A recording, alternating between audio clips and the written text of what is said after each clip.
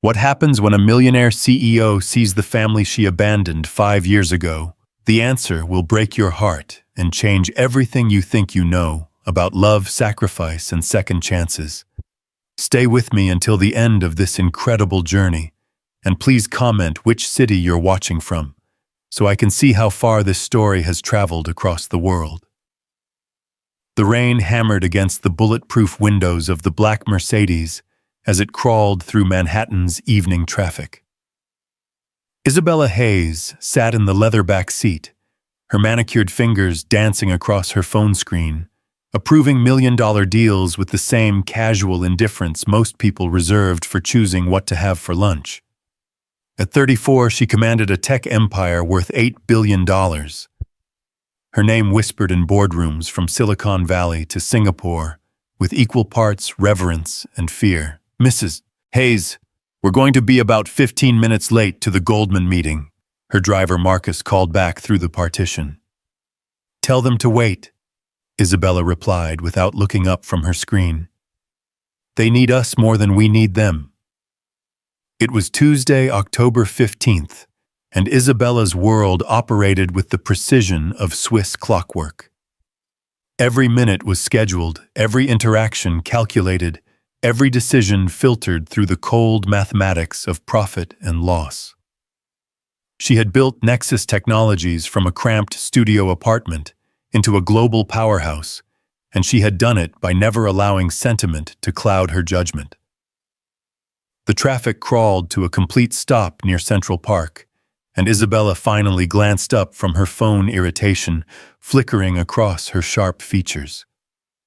Through the rain-streaked window, she could see the park's entrance, where a few hardy souls braved the weather with umbrellas and determination. That's when she saw them. At first, it was just a glimpse, a man on a bench under a large oak tree, its branches providing some shelter from the rain.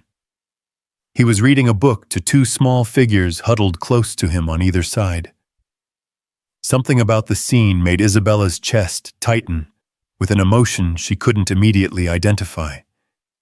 Then the man looked up, perhaps sensing he was being watched, and Isabella's world tilted on its axis. Daniel Carter.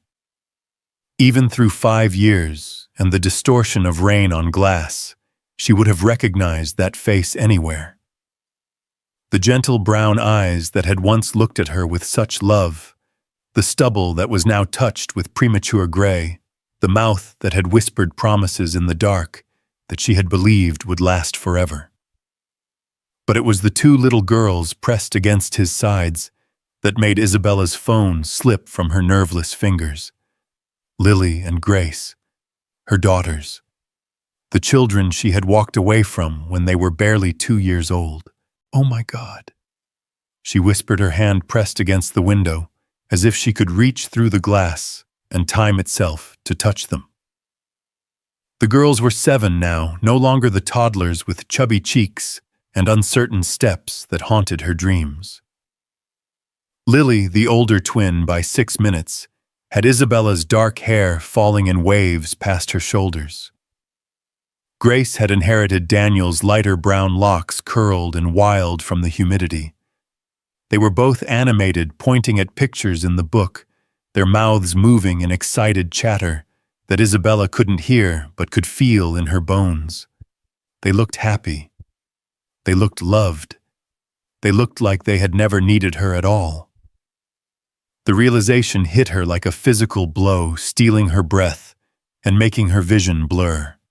She had told herself for 5 years that leaving had been the right choice, the only choice.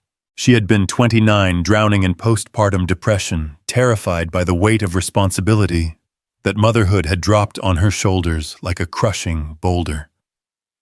Every crying fit from the twins had felt like an accusation, every sleepless night a reminder of her inadequacy.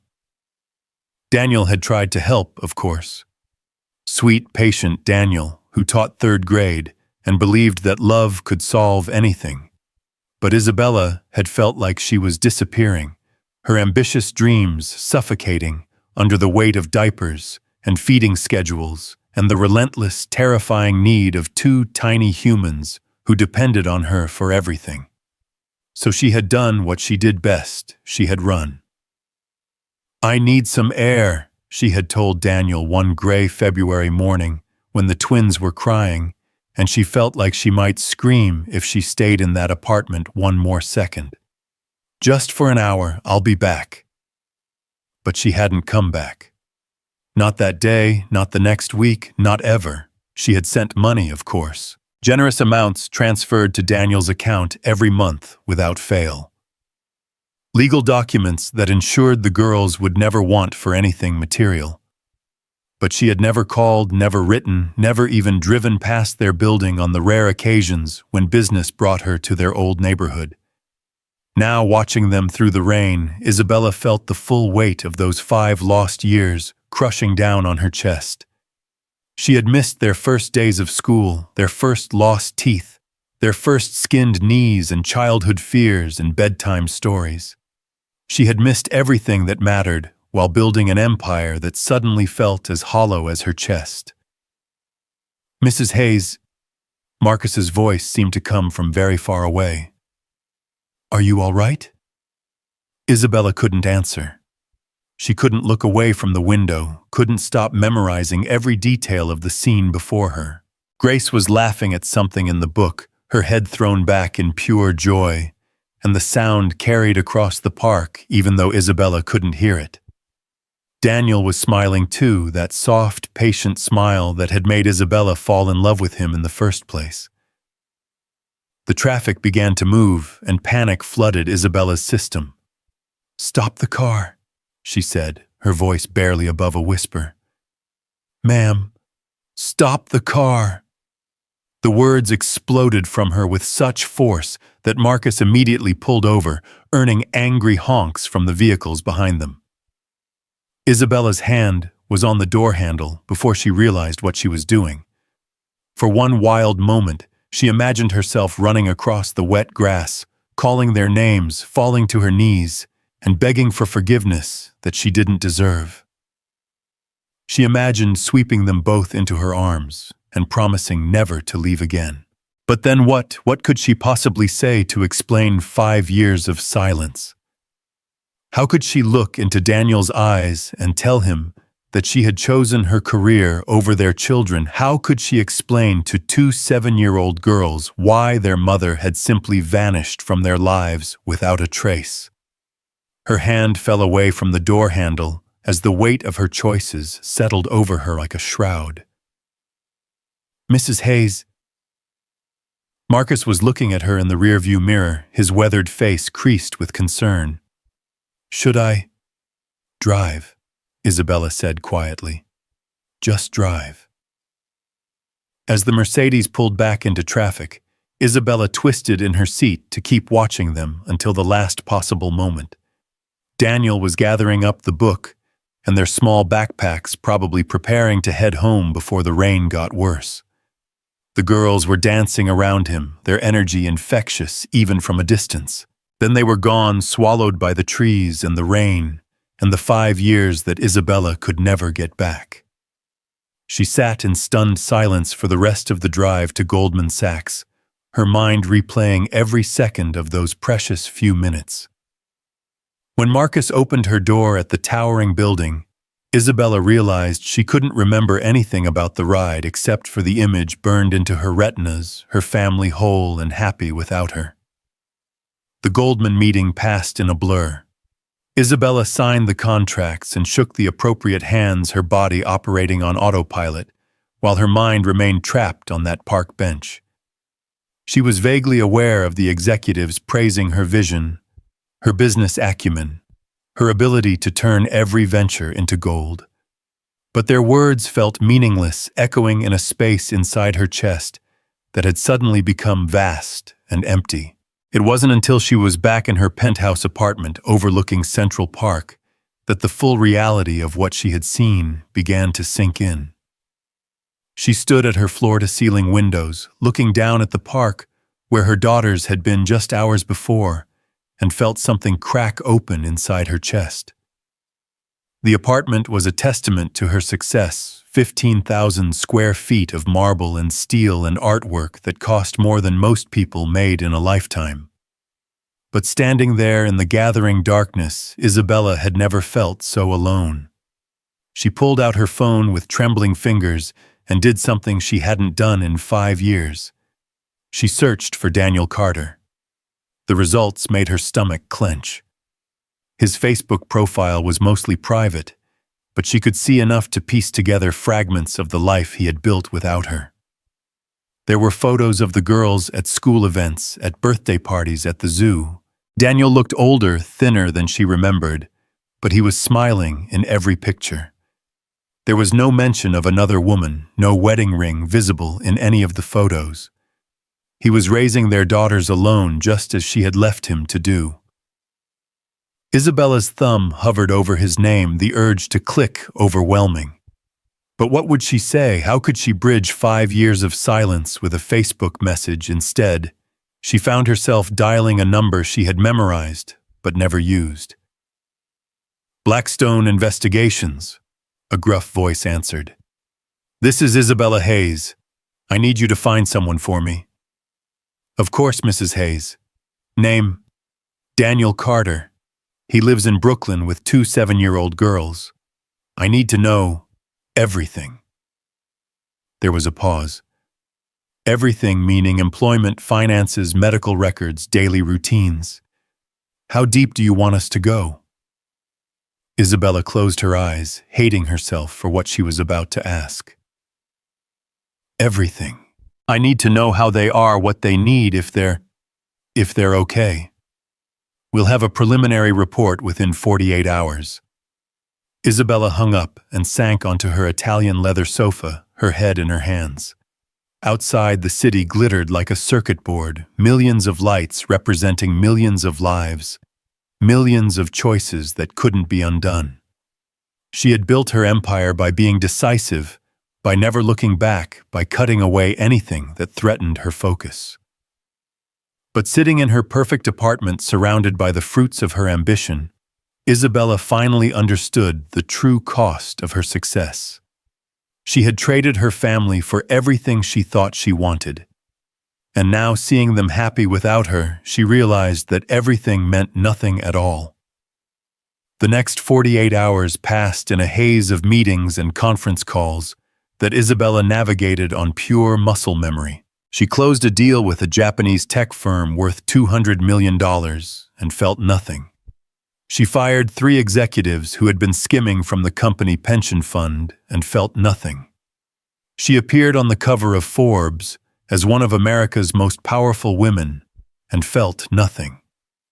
All she could think about was the way Grace had thrown her head back when she laughed, the careful way Lily had pointed to pictures in the book, the protective curve of Daniel's arm around both girls as they read together in the rain. When her phone finally rang with the call, she had been both dreading and desperate for Isabella, nearly dropped it. "Mrs. Hayes, this is Rick Blackstone. I have that report you requested." "Tell me," Isabella said, her voice barely steady. "Daniel Carter, age 36, elementary school teacher at PS 234 in Brooklyn. Lives in a 2-bedroom apartment on Prospect Avenue with his twin daughters, Lily and Grace Carter, age 7. He's been their sole guardian since February 2019. Isabella winced at the date. 5 years, 3 months, and 12 days since she had walked out. "Financial situation appears stable but tight," Blackstone continued. "Teacher's salary of $48,000 annually plus the monthly deposits you've been making. He's careful with money shops at discount stores, clips, coupons. The girls appear well cared for, good schools, healthcare, extracurricular activities. What about socially? Is there anyone else in their lives, a girlfriend, family, friends? No romantic relationship that we could identify. His social circle consists mainly of other teachers and parents from the girls' school. His mother lives in Florida, visits twice a year. That's about it." Isabella felt a mixture of relief and guilt. Relief that Daniel hadn't replaced her guilt, that he was carrying the burden alone. "Is there anything else?" she asked. There was a long pause. "Mrs. Hayes, there is something else. Something I think you need to know." Isabella's blood turned to ice. "What?" Daniel Carter was diagnosed with early-onset Huntington's disease 6 months ago. The words hit Isabella like a physical blow. The phone slipped from her hand, clattering onto the marble floor. She could hear Blackstone's tinny voice calling her name, but the sound seemed to come from underwater. Huntington's disease. She knew enough about it to understand what that meant. Progressive. Degenerative. Eventually fatal. Daniel's body and mind would slowly betray him, stealing his coordination, his speech, his memories, his life. And he was facing it alone. Isabella's legs gave out, and she found herself sitting on the cold floor of her kitchen, the phone beside her ear as Blackstone's voice grew more urgent. "Mrs. Hayes, are you there, Mrs. Hayes?" With shaking hands, she picked up the phone. "How long does he have?" The progression varies, but typically 10 to 20 years from onset of symptoms. He's already showing some early signs: slight tremor in his left hand, occasional balance issues. But he's still functional, still working. "Do the girls know?" "Unknown. He's been very discreet about medical appointments, but children are perceptive. It's possible they've noticed changes, but don't understand what they mean." Isabella closed her eyes, imagining Daniel trying to explain to their 7-year-old daughters that Daddy was sick, that he might not always be able to take care of them. The thought made her physically ill. "Mrs. Hayes, do you want us to continue monitoring the situation?" "No," Isabella whispered. "No, that's enough." She hung up and sat in the silence of her empty apartment, staring at the phone in her hands. Outside, the city hummed with life and possibility, but all Isabella could hear was the sound of time running out. Daniel was dying. Slowly, yes, but inevitably. And their daughters would have to watch it happen, would have to learn what it meant to lose someone they loved, piece by piece, just like Isabella had lost them. But they had lost her by choice. Daniel's loss would be beyond anyone's control. For the first time in 5 years, Isabella allowed herself to truly feel the weight of what she had done. She had abandoned her children when they needed her most. She had left Daniel to raise them alone, to face every challenge and milestone and fear without a partner. And now he was facing the greatest challenge of all, a terminal diagnosis, and the knowledge that he might not live to see their girls grow up. Isabella had built an empire worth billions, but she had never felt poorer in her life. She thought about the woman she had been 5 years ago, terrified, overwhelmed, drowning in a responsibility she hadn't been prepared for. She had been so afraid of failing as a mother that she had simply refused to try. But looking at the successful, confident woman she had become, Isabella realized something that cut her to the bone. She wasn't that frightened girl anymore. She had conquered boardrooms filled with men who tried to intimidate her. She had built a company from nothing and turned it into a global powerhouse. She had faced down hostile takeovers and industry disruption and emerged stronger every time. If she could do all of that, why couldn't she learn to be a mother? The answer was simple and devastating. Because being a mother required something that business success didn't: the willingness to love someone more than yourself, to put their needs above your own ambition, to risk everything for the chance to be enough for someone who depended on you completely. It required everything Isabella had spent 5 years learning to do in the business world, but it also required the one thing she had been too afraid to give: her heart. But hearts, Isabella was learning, were not like businesses. You couldn't control them with strategic planning and calculated risks. You couldn't build walls around them and expect them to function. And you certainly couldn't abandon them for 5 years and expect them to remain unchanged. As she sat on the floor of her perfect apartment, Isabella made a decision that terrified her more than any business deal ever had. She was going to see Daniel, She was going to face the man she had loved and abandoned, the father who had raised their children alone, the person who had every right to hate her for what she had done. She was going to ask for something she didn't deserve and probably couldn't earn a chance to be part of their lives again. But first, she had to find the courage to pick up the phone and dial a number she had memorized 5 years ago, but never had the strength to use.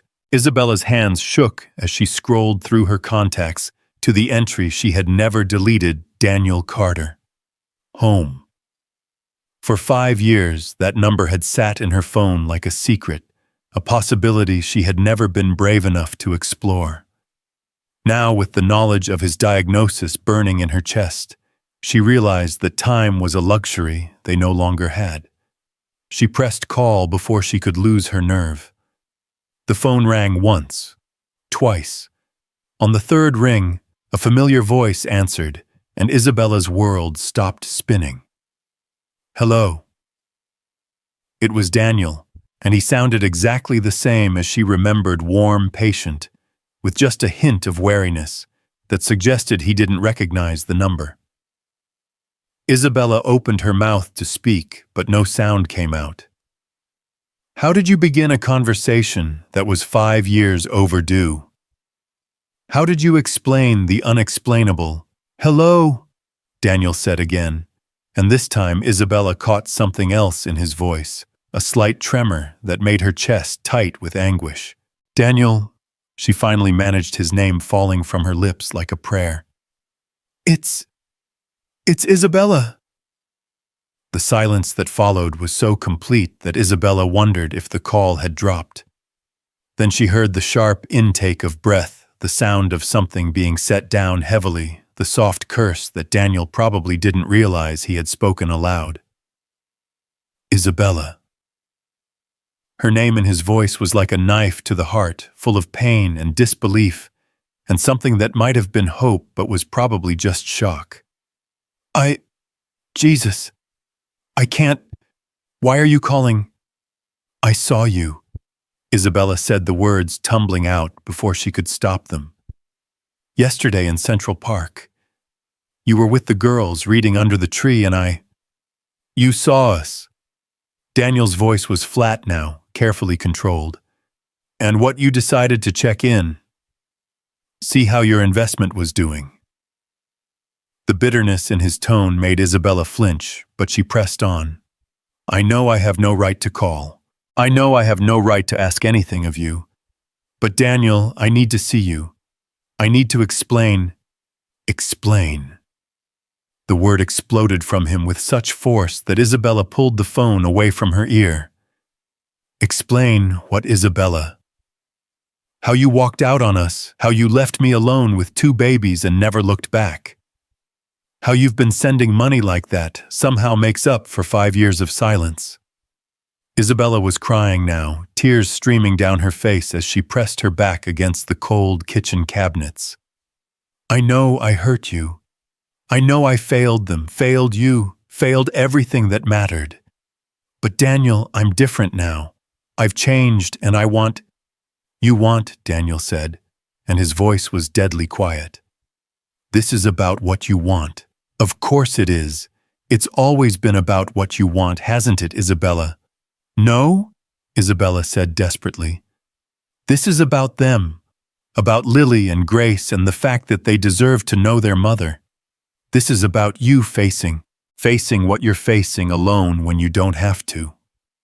Another silence, longer this time. When Daniel spoke again, his voice was different, smaller, more vulnerable. You know about the diagnosis. It wasn't a question. Isabella closed her eyes, hating herself for having him investigated, for invading his privacy, even as she tried to help. Yes, she whispered. I know. How? I hired someone. I'm sorry. I know that was wrong, but I needed to know if you were okay, if the girls were okay. Daniel laughed, but there was no humor in it. Okay. We're falling apart, Isabella. I'm dying by degrees and our daughters are going to have to watch it happen. So no, we're not okay. The raw pain in his voice broke something inside Isabella's chest. That's why I'm calling. You don't have to do this alone anymore. I want to help. I want to be there for them, for you. Where were you when Lily had nightmares for 6 months after you left? Daniel's voice was rising again. Where were you when Grace asked me every day for a year when Mommy was coming home? Where were you when I had to explain to 2 3-year-olds that sometimes people just leave and never come back? Each question was a blade between Isabella's ribs, cutting deeper than the last. I was building a life, she said, the words sounding pathetic, even to her own ears. I was trying to become someone who could be enough for them. You were already enough, Daniel shouted, and Isabella could hear something breaking in his voice. You were their mother, that was enough, but you decided it wasn't, and you left us to figure out how to live without you. Isabella was sobbing now, her carefully constructed composure crumbling like sand. I was drowning, Daniel. I was so scared, so overwhelmed. Every time they cried, I felt like I was failing them. Every time I looked at them, I saw everything I didn't know how to do, everything I was getting wrong. So you ran, Daniel said flatly. You ran and you left me to drown instead. Yes, Isabella whispered. I ran, and I've regretted it every day since. But not enough to come back. Not enough to call. Not enough to even send a birthday card. Isabella couldn't argue with that. There was no defense for what she had done, no justification that could bridge 5 years of silence. You're right, she said quietly. I failed them completely. I failed you. But Daniel, I'm not that scared girl anymore. I've built something, accomplished things I never thought possible. I've learned to be strong, to make hard decisions, to face challenges head on. I think I might finally be ready to be the mother they deserve. And what if you're wrong? Daniel asked, his voice breaking. What if you decide in 6 months or a year that it's still too hard? What if you leave again because I can't? They can't go through that twice, Isabella. I won't let them. I won't leave, Isabella said fiercely. I swear to you I won't leave again. You swore that before, Daniel replied quietly. On our wedding day, in the hospital when they were born, the night before you walked out. Your promises don't mean much to me anymore. Isabella felt something inside her shatter completely. She had known this conversation would be difficult, but she hadn't been prepared for the depth of Daniel's pain, the years of hurt and anger and betrayal that colored every word. What do you want me to do? She asked desperately. How do I prove to you that I've changed? How do I show you that I'm not going anywhere this time? Daniel was quiet for so long that Isabella thought he might have hung up. When he finally spoke, his voice was exhausted. I don't know if you can, he said. I don't know if I'm capable of trusting you again. But Isabella, I'm scared. I'm so fucking scared of what's going to happen to them when I can't take care of them anymore. And despite everything, despite how much I hate what you did to us, you're still their mother. You're still the only family they have besides me. Isabella's heart clenched at the resignation in his voice, the fear that he was trying so hard to hide. Let me help, she pleaded. Let me be there for them. For you. I know I don't deserve another chance, but they deserve to have their mother. Another long silence. Then one meeting, Daniel said finally. Just you and me before you see them. I need to look you in the eye and decide if you're the same selfish woman who walked out on us, or if you've actually become someone who can put their needs first. Isabella's heart leaped with hope. Yes. Anything, when where? Saturday afternoon. There's a coffee shop on 5th Avenue near the Met. Cafe Sabarsky. 2 o'clock. I'll be there, Isabella said immediately. Daniel, thank you. Thank you for giving me this chance. I'm not doing this for you, Daniel said quietly. I'm doing this for them. Because if something happens to me, they're going to need someone.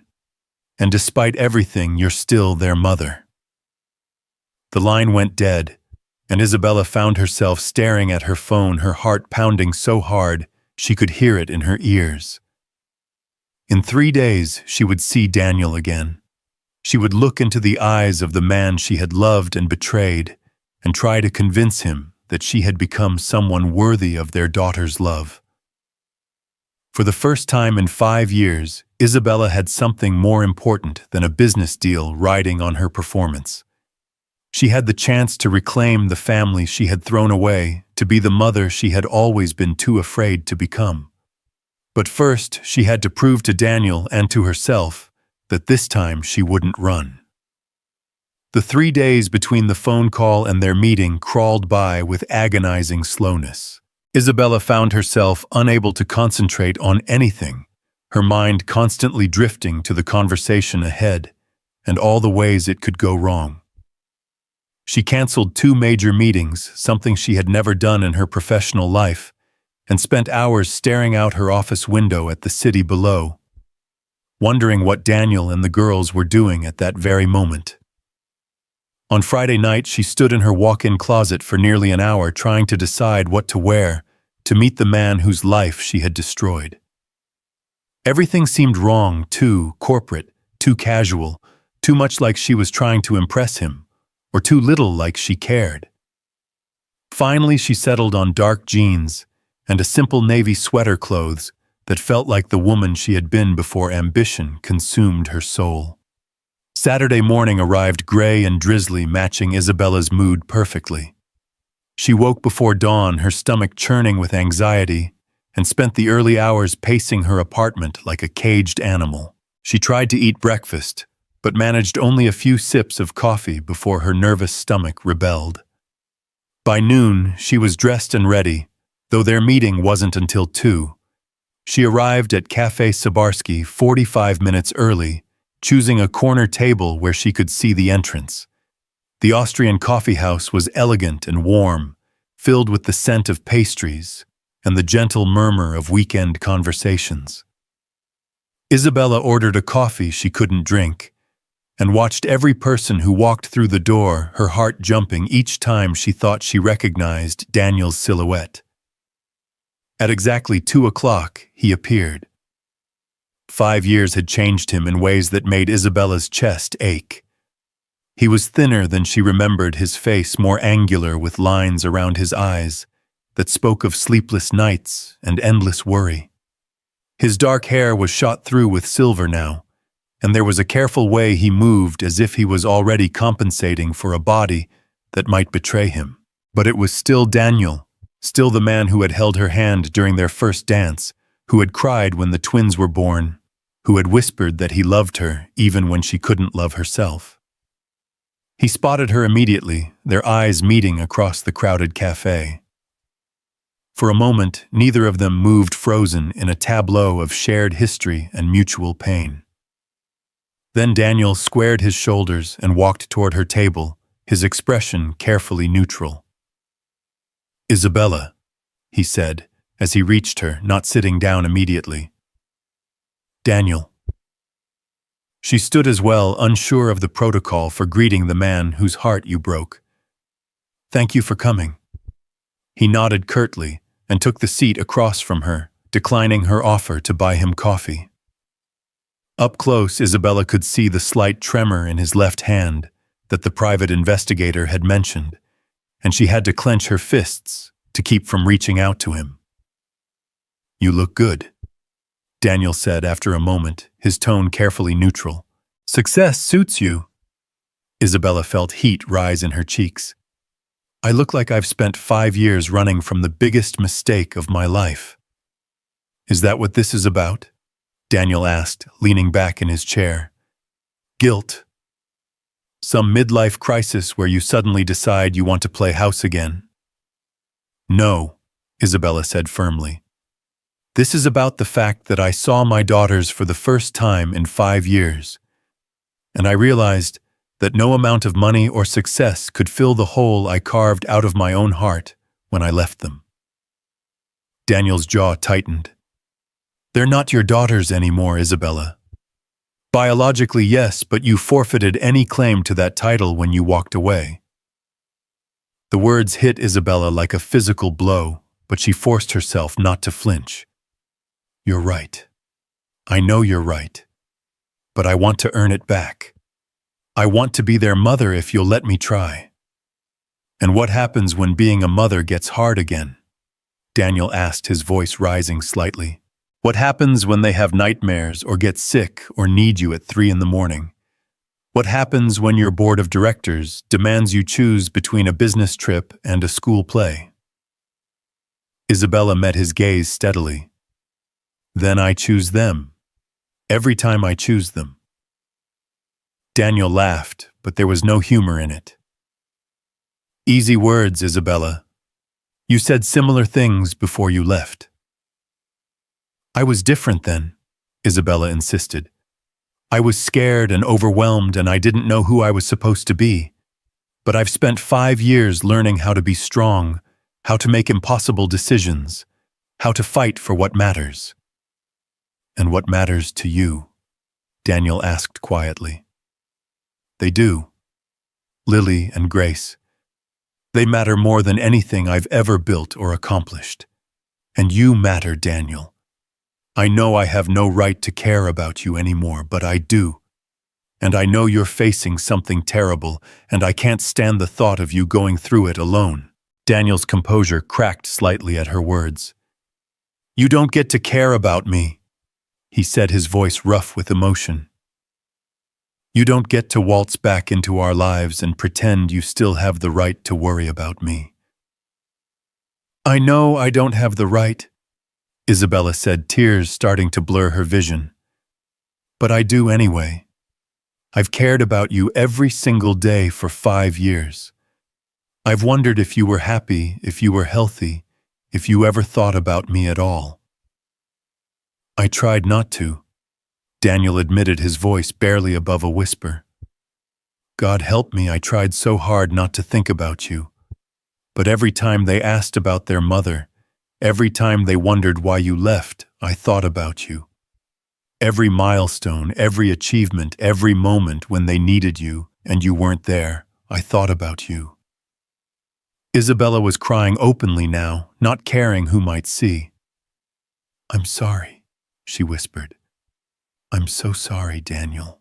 I know sorry doesn't fix anything, doesn't change what I did, but I need you to know that leaving you was the worst mistake I've ever made. Daniel was quiet for a long moment, staring down at his hands. When he looked up, his eyes were bright with unshed tears. The day you left, he said slowly, the girls cried for hours. They kept asking where Mommy was when you were coming back. I didn't know what to tell them because I didn't understand it myself. I kept thinking you'd call, that you'd come home, that this was just some kind of breakdown that we could work through together. Isabella's heart shattered a little more with each word. After a week, I started calling hospitals thinking maybe something had happened to you. After a month, I hired a lawyer to see if I could have you declared legally missing.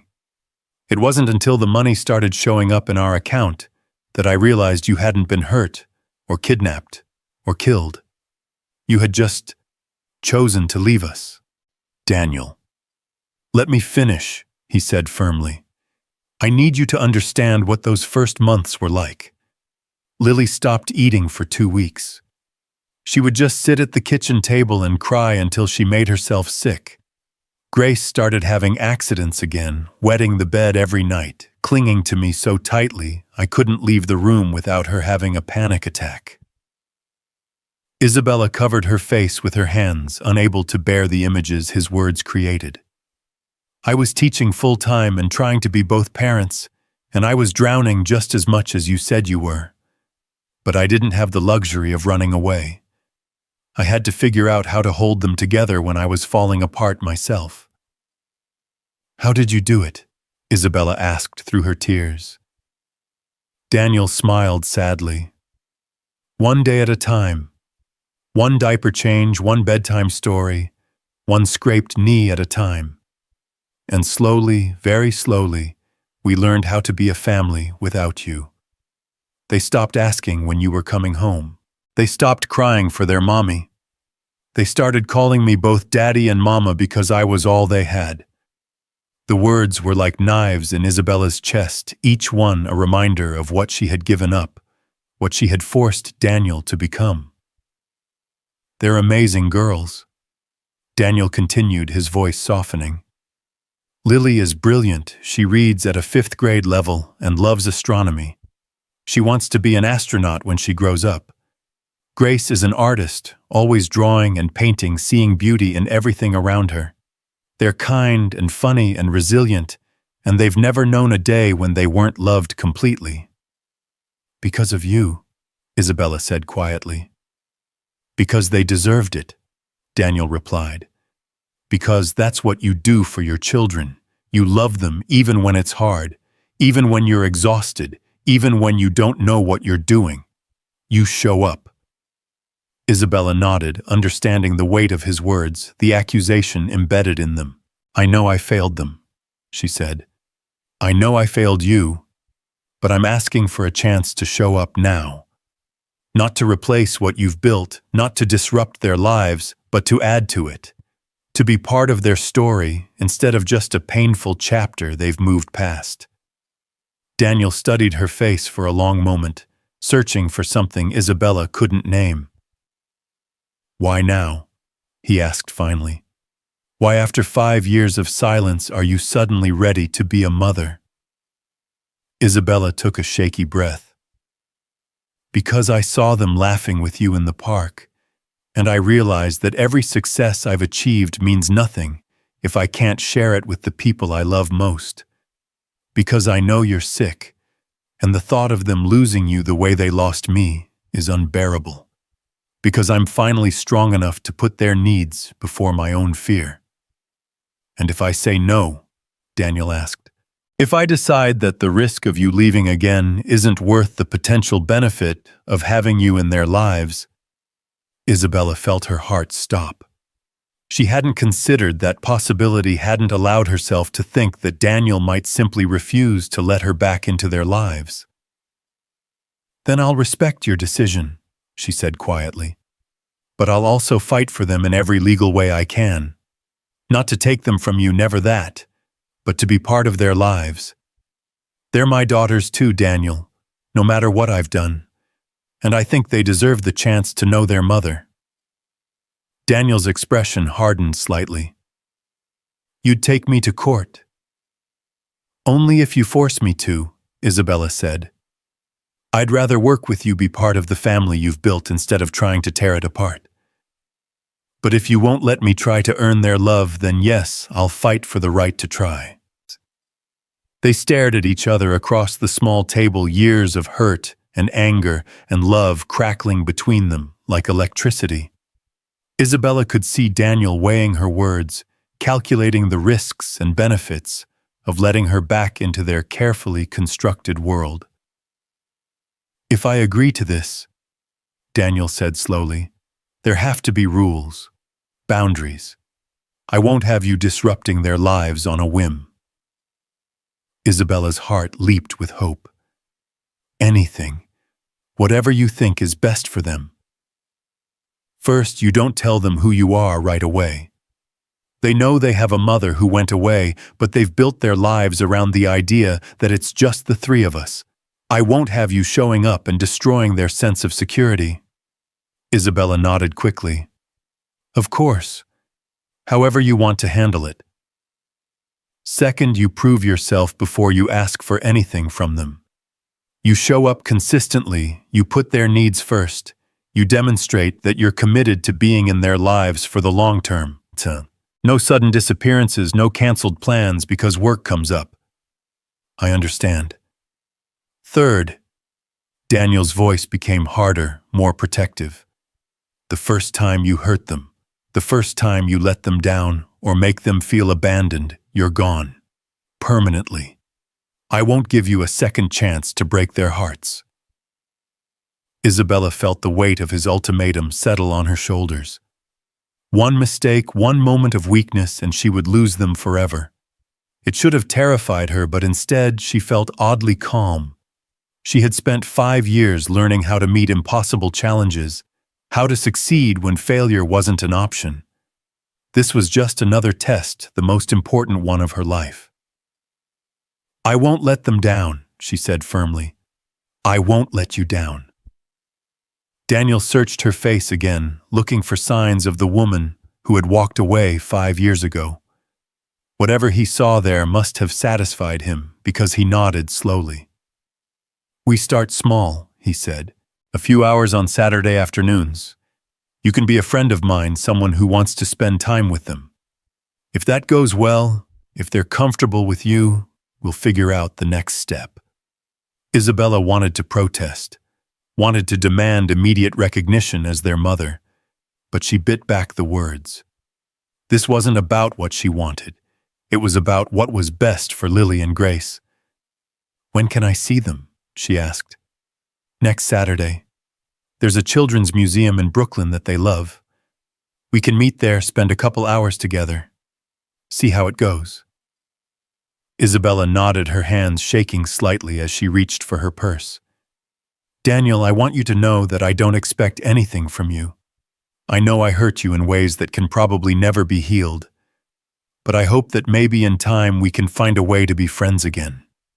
For their sake." Daniel's expression softened slightly. "Isabella, I loved you more than I thought it was possible to love another person. When you left, it nearly destroyed me. I don't know if I can ever forgive you completely, but I'm willing to try. For their sake, like you said." They sat in silence for a moment, the weight of 5 years settling between them like a physical presence. "Can I ask you something?" Isabella said finally. Daniel nodded. "Are you scared about the diagnosis, about what it means for them?" Daniel's facade of composure cracked, and for a moment Isabella saw the frightened man behind the protective father. "Terrified," he admitted. "I lie awake at night wondering what's going to happen to them when I can't take care of them anymore. The disease, it's going to take everything from me eventually. My motor skills, my ability to speak clearly, my memories. I'm going to become someone they don't recognize, and then I'm going to die and leave them alone." Isabella reached across the table without thinking, covering his trembling hand with hers. To her surprise, he didn't pull away. "They won't be alone," she said fiercely. "Whatever happens, however this plays out between us, I swear to you that they will never be alone." Daniel looked down at their joined hands, and Isabella saw a tear slip down his cheek. "I used to hate you," he said quietly. "For leaving, for making me do this alone, for taking away their chance to have a mother. But sitting here now, seeing you cry for them, hearing you talk about putting them first, I think maybe I just hated that I still loved you, despite everything you'd done." Isabella's breath caught in her throat. "Daniel, I'm not saying I'm ready to forgive you," he said quickly, pulling his hand away. "I'm not saying we can ever be what we were. Too much has happened, too much trust has been broken. But maybe we can find a way to co-parent, to give them the stability they'll need when I can't provide it anymore." Isabella nodded, not trusting herself to speak. "I should go," Daniel said, standing up from the table. "I told my neighbor I'd only be gone for an hour, and the girls will be expecting me for dinner." "Of course," Isabella said, standing as well. "Next Saturday, then. What time should I meet you at the museum?" 10 o'clock. It's the Brooklyn Children's Museum on St. Mark's Avenue. And Isabella, yes, don't make me regret this. Don't make them pay for my decision to let you try again." Isabella met his gaze steadily. "I won't. I promise you I won't." Daniel nodded and turned to leave, but Isabella called out to him one more time. "Daniel, What do they like? What are they interested in? I want to know everything about them. Daniel paused, and for the first time since he'd sat down, Isabella saw a genuine smile cross his face. Lily loves anything to do with space, he said. She has glow-in-the-dark stars on her ceiling and knows the names of all the planets and most of the constellations. Grace is obsessed with art. She draws constantly and has filled probably 20 sketchbooks in the last year. They both love animals, especially dogs, though our landlord doesn't allow pets. Isabella filed away every detail, already planning ways to connect with each girl's interests. And they both love stories, Daniel continued. I read to them every night before bed. It's the one part of our routine that's never changed since they were babies. What are you reading now? Isabella asked. The Chronicles of Narnia. We just started The Lion, the Witch, and the Wardrobe. Lily keeps asking if Aslan is real, and Grace wants to draw pictures of all the characters. Isabella smiled, remembering her own childhood love of those books. I used to have dreams about finding my own wardrobe that led to Narnia. So did I, Daniel said softly, and for a moment the years fell away, and they were just two people who had once shared everything, including their dreams. Then reality reasserted itself, and Daniel's expression became guarded again. I'll see you Saturday, he said, and this time he didn't look back as he walked away. Isabella remained standing beside the table long after he had disappeared into the crowd, outside her heart pounding, with a mixture of hope and terror. In exactly 1 week, she would meet her daughters. Not as their mother, not yet, but as a stranger trying to earn the right to love them. She thought about Lily's love of astronomy, and Grace's artistic talent about bedtime stories, and glow-in-the-dark stars, and the children who had learned to call their father both Daddy and Mama because he was all they had. For the first time in 5 years, Isabella had something more important than a board meeting to prepare for. She had 7 days to figure out how to be worthy of 2 little girls who had every reason to reject her and no reason to trust her. As she walked through the streets of Manhattan toward her empty penthouse, Isabella made a mental list of everything she needed to do before Saturday. She would buy books about space exploration and art supplies fit for a young artist. She would research child psychology and learn how to talk to 7-year-olds without terrifying them. She would prepare herself for the possibility that they might hate her on sight, and for the even more terrifying possibility that they might not. But most importantly, she would ready herself to love them the way Daniel had loved them every day for 5 years, completely unconditionally, and without expecting anything in return. The next week would either be the beginning of her redemption or the final confirmation of her failure as a mother.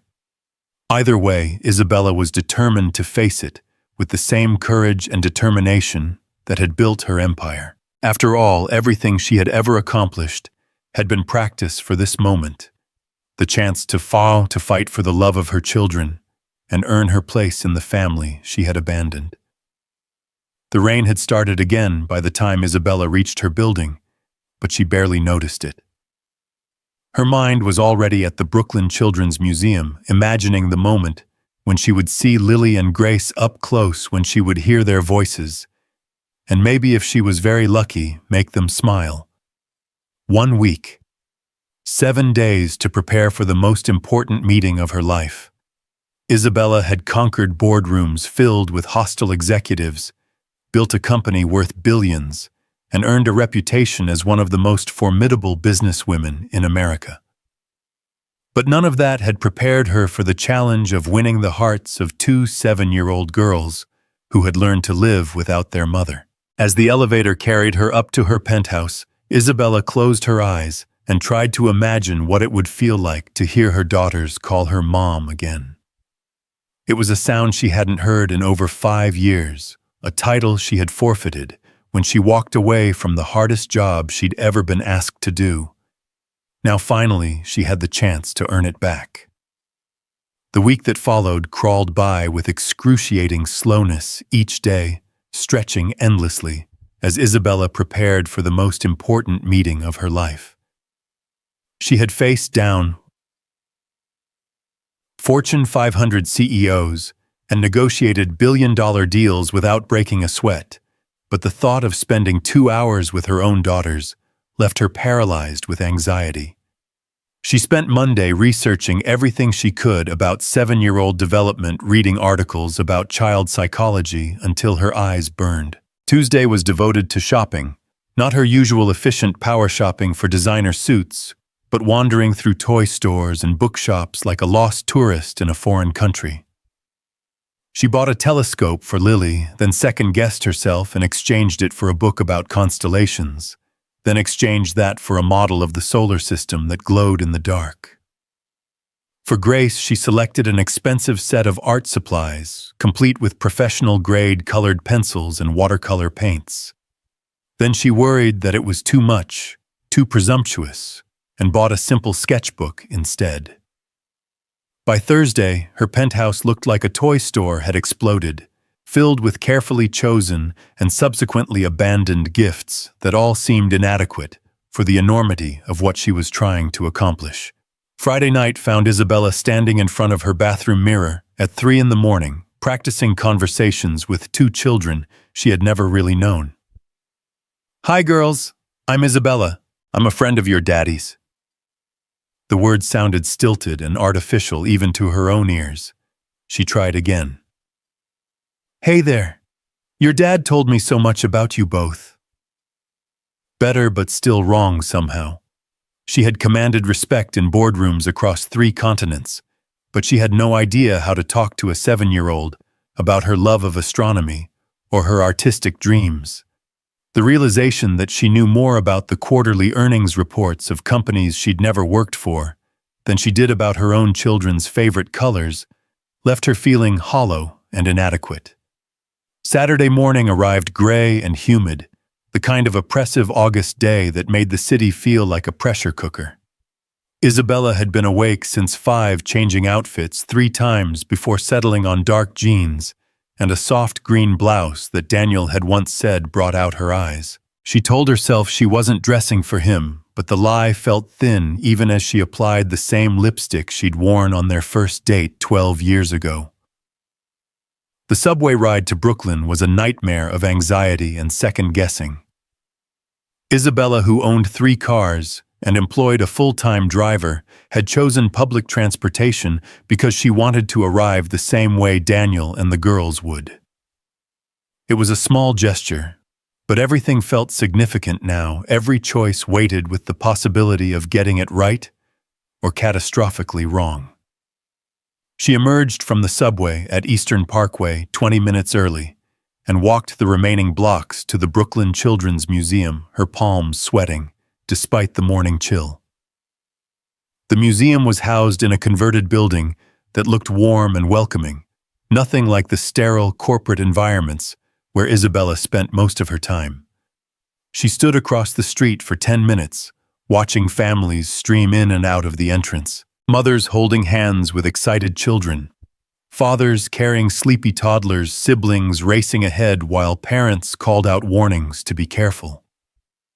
All the ordinary magic of family life that Isabella had walked away from and was now desperately trying to reclaim. At exactly 10 o'clock, she saw them. Daniel appeared first, looking tired but patient, as he shepherded 2 small figures through the museum's entrance. Even from across the street, Isabella could see that the past week had taken a toll on him. His movements were more careful than she remembered, and there was a slight tremor in his left hand as he held the door open. But it was the girls who stole Isabella's breath completely.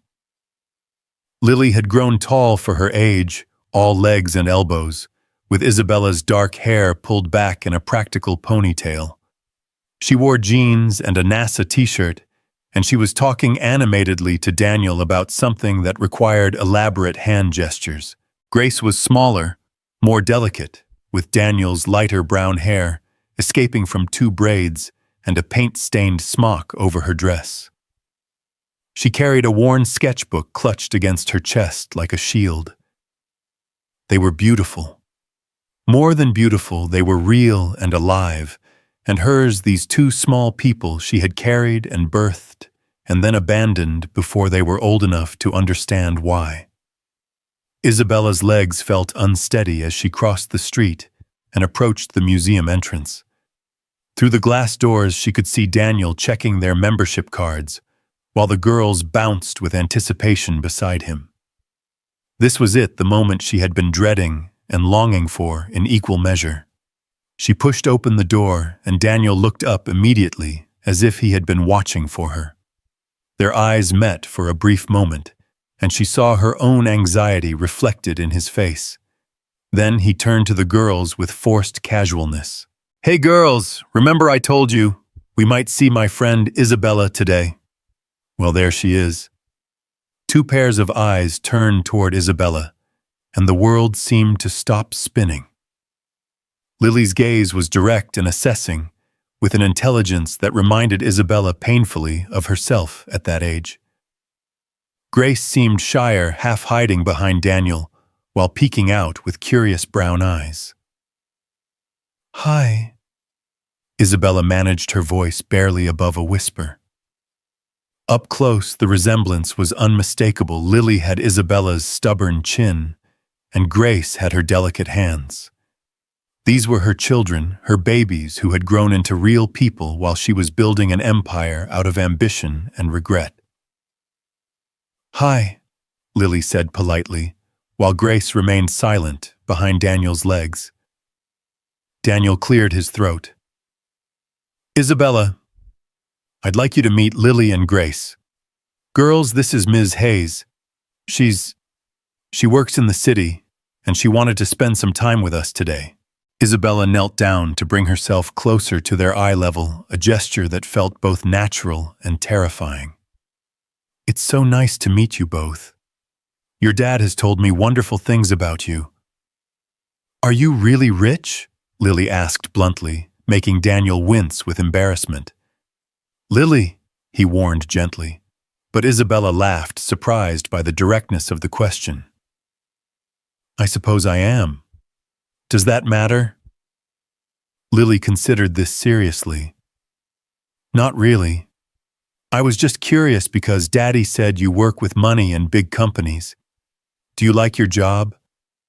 The question was so earnest, so genuinely interested, that Isabella felt her heart clench. "I used to think I loved it," she said honestly. "But lately I've been wondering if there are more important things than work." "Like what?"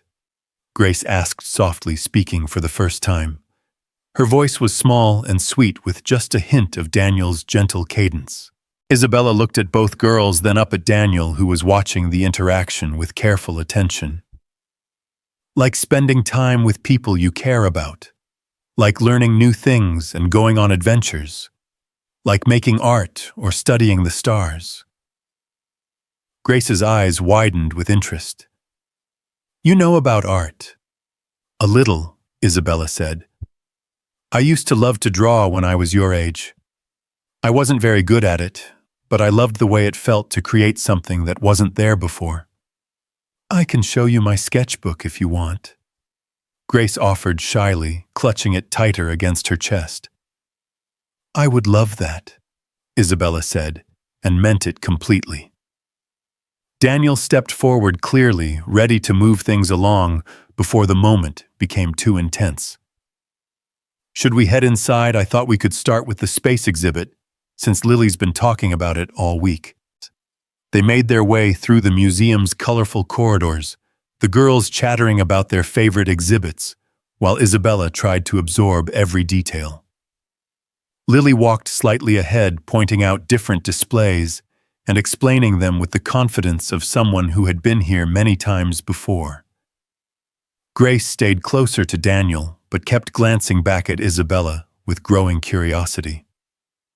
The space exhibit was a wonderland of interactive displays and hands-on activities designed to make astronomy accessible to young minds. Lily immediately gravitated toward a scale model of the solar system, beginning an animated explanation of planetary orbits that demonstrated a remarkable grasp of complex concepts. "Did you know that it would take over 9 years to walk to the moon?" she told Isabella earnestly. "And that's if you could walk in a straight line, which you can't, because there's no air in space." "That's amazing," Isabella said, and she genuinely meant it. "How did you learn so much about space?" "Books mostly," Lily said, launching into a detailed description of her favorite astronomy texts. "Daddy takes me to the library every Wednesday, and I always check out the same section. The librarian, Mrs. Rodriguez, saves the new space books for me." Isabella felt a pang of loss so sharp it was physical. 5 years of Wednesday library trips, 5 years of watching her daughter's passion develop, 5 years of bedtime conversations about planets and stars and the infinite possibilities of the universe. All of it missed, all of it irretrievable. But Lily was still talking, still sharing her enthusiasm with infectious joy, and Isabella forced herself to focus on the present rather than the past she couldn't change. "What's your favorite planet?" Isabella asked. "Saturn," Lily replied immediately. "Because of the rings. They're made of ice and rock and they're so beautiful. If I could visit any planet, it would definitely be Saturn." "Even though you couldn't breathe there?" Lily grinned, the expression so reminiscent of Daniel that Isabella's heart ached. "I'd bring a really good spacesuit." Meanwhile, Grace had found a corner where children could create their own constellation maps, carefully drawing lines between star stickers to form new patterns in the sky. Isabella watched her work with quiet concentration, her small tongue poking out slightly as she focused on getting each line exactly right. "What are you making?" Isabella asked gently, not wanting to interrupt, but desperate to connect. "A new constellation," Grace said, without looking up. "I'm calling it the family constellation because it looks like 3 people holding hands." Isabella's throat tightened as she looked at the drawing. 3 figures indeed, connected by carefully drawn lines, standing together against the vast darkness of space. "It's beautiful," Isabella whispered. "You can have it if you want," Grace said, suddenly tearing the paper carefully from the pad and offering it to Isabella. "I can make another one." Isabella accepted the drawing with trembling hands, understanding that she was being offered something far more precious than any business deal she had ever negotiated. "Thank you, Grace. I'll treasure this." Grace beamed, and Isabella saw herself in that smile, not the corporate shark she had become, but the dreamy artistic child she had once been, before ambition hardened her heart. They spent the next hour moving through different exhibits, and Isabella found herself relaxing despite her nerves. The girls were easy to be around, curious and funny, and surprisingly willing to include her in their ongoing conversation. Lily peppered her with questions about everything from her favorite constellation to whether she had ever seen a real rocket launch. Grace showed her a dozen sketches from her ever-present sketchbook, each one revealing a remarkable talent for capturing emotion and movement in simple lines. Daniel remained mostly quiet, watching the interactions with careful attention, but allowing the girls to lead the conversation. Isabella caught him smiling once when Grace dissolved into giggles at something Isabella said about her own failed attempts at watercolor painting. "I tried to paint a sunset once," Isabella confessed, "and it ended up looking like a hamburger with French fries."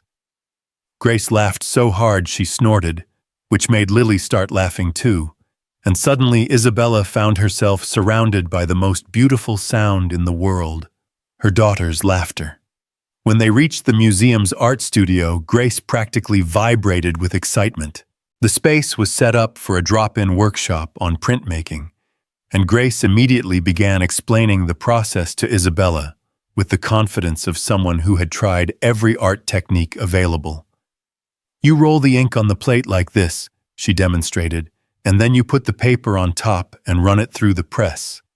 The picture comes out backwards from what you drew, but that's part of the magic. Isabella watched her daughter work with practiced ease, her small hands competent and sure, as she created something beautiful from nothing. This was Grace's element, the place where she felt most confident and alive. "Would you like to try?" Grace asked, offering Isabella a clean plate. "I'm not very artistic," Isabella warned. "That's okay," Grace said seriously. "Art isn't about being good at it. It's about putting your feelings on the paper." The wisdom of the statement coming from a 7-year-old left Isabella momentarily speechless. She accepted the plate and began sketching with the provided stylus, trying to capture something simple but meaningful. What emerged was rough and amateurish, but it was recognizable: 2 small figures standing under a starry sky. "Is that me and Lily?" Grace asked, leaning in to look. "I think so," Isabella said. "You're looking up at the stars together." Grace studied the drawing intently. "It's really good. You should add Daddy, too." Isabella glanced over at Daniel, who was helping Lily with her own print nearby. "Do you think he'd fit? Family pictures always have room for everyone," Grace said matter-of-factly, and Isabella felt her heart break and heal simultaneously at the casual way her daughter included her in the definition of family. They worked together in comfortable silence, Grace offering gentle suggestions, while Isabella struggled with the unfamiliar medium.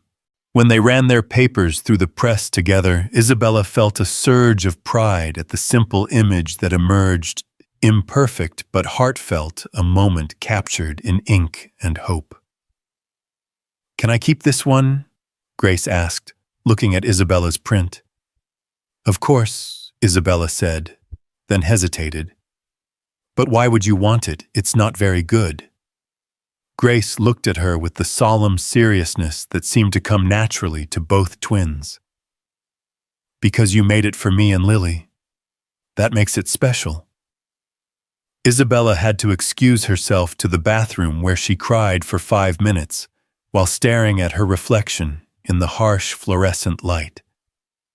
These children, these remarkable little people she had abandoned, were offering her grace and acceptance she hadn't earned and didn't deserve.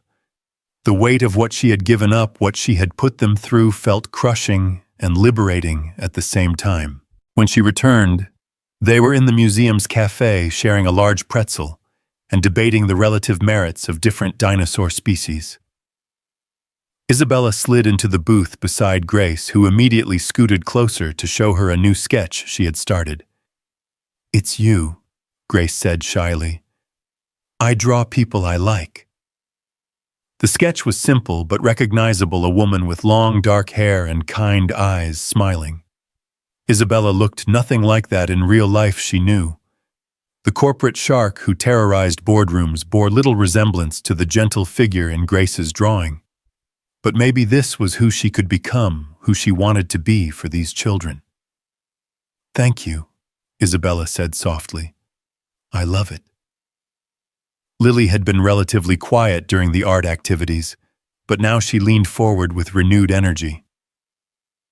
"Do you know any stories about space?" she asked Isabella. "A few," Isabella said, thinking of all the science fiction she had devoured as a child. "Do you want to hear about the time astronauts discovered a planet made entirely of ice cream?" Lily's eyes widened with delight. "That's not real, is it?"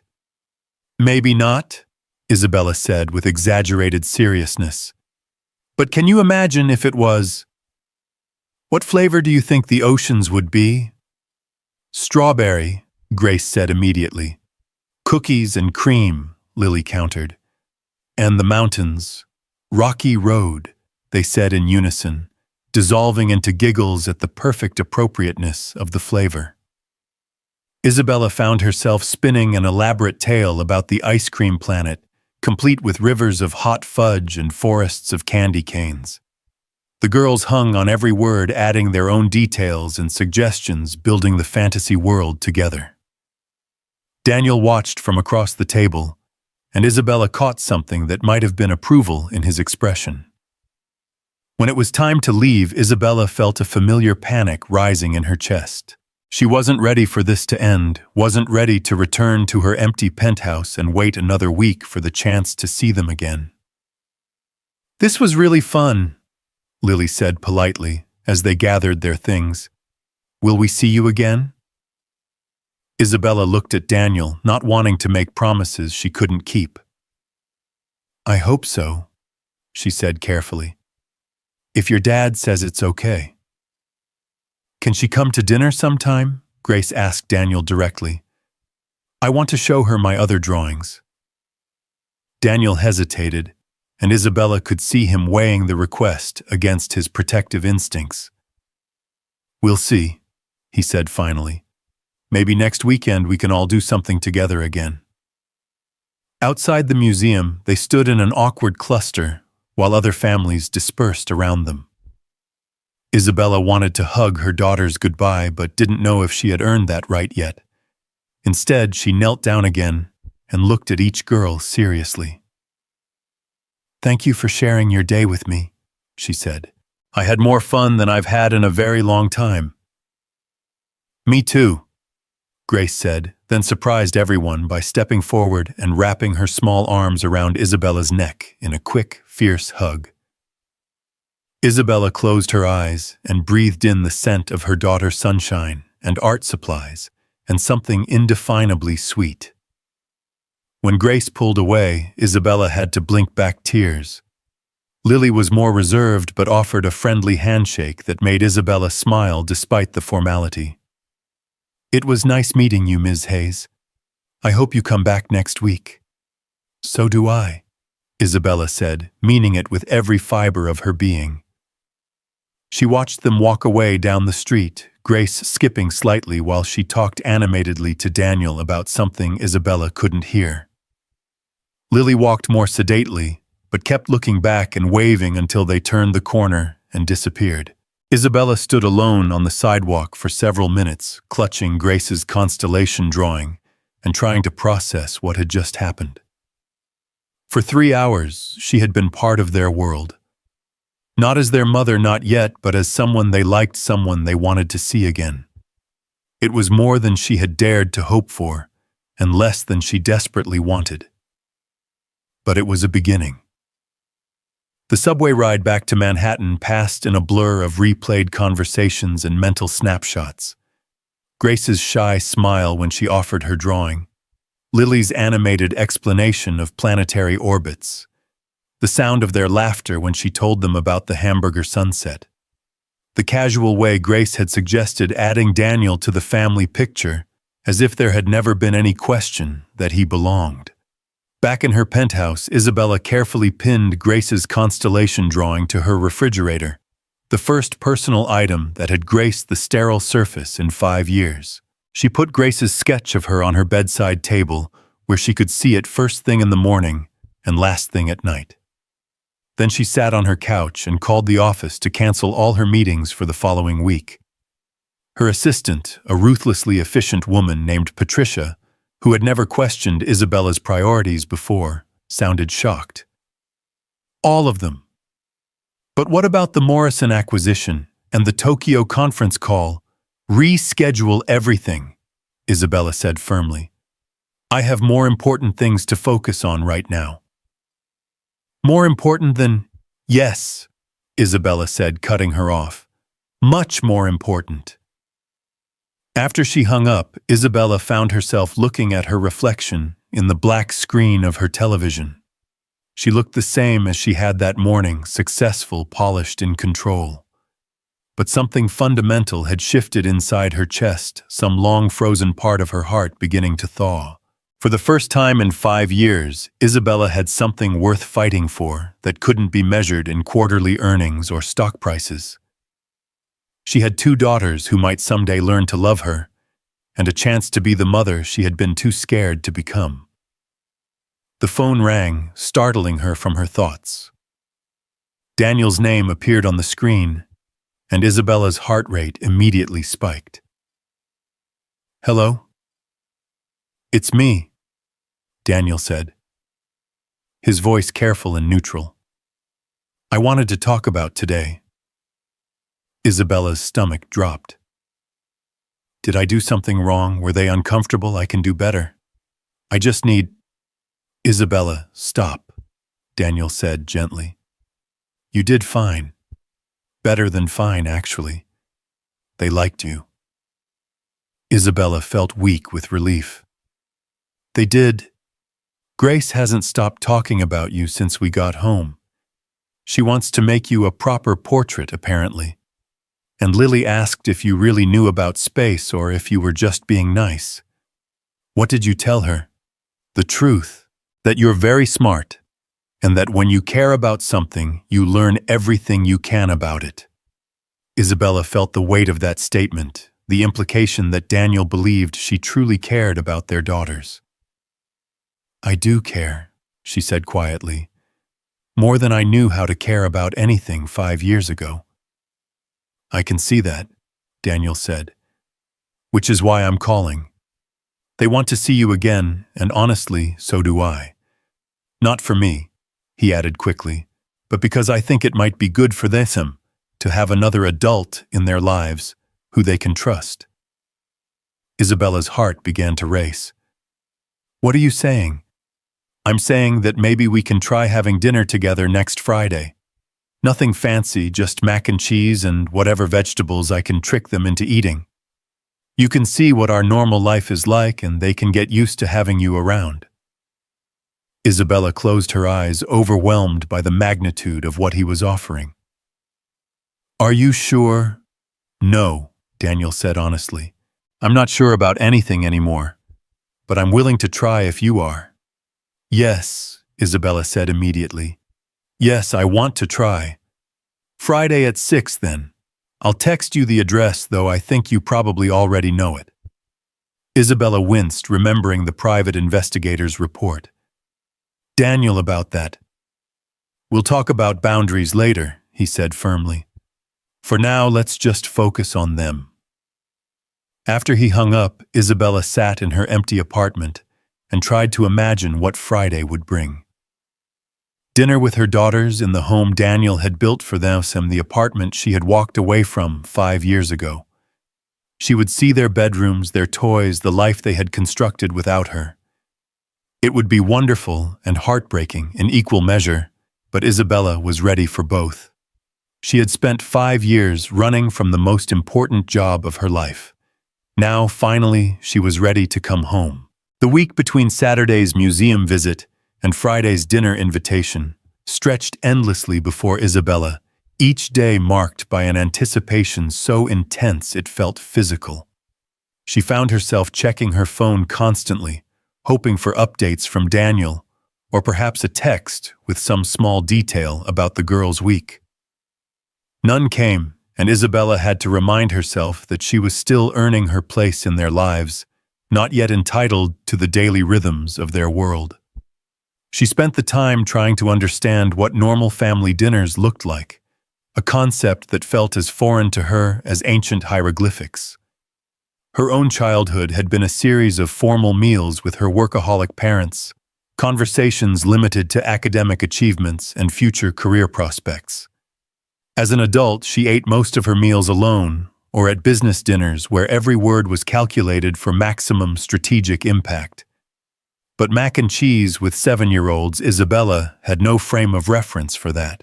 She found herself in a Barnes & Noble on Wednesday evening, standing in the parenting section like a lost tourist.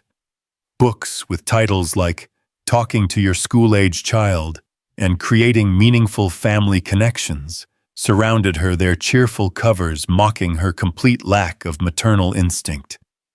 She bought 3 of them, then felt ridiculous carrying them to the checkout counter. What kind of mother needed instruction manuals to have dinner with her own children? The kind who had walked away when they needed her most. Isabella reminded herself with characteristic brutal honesty.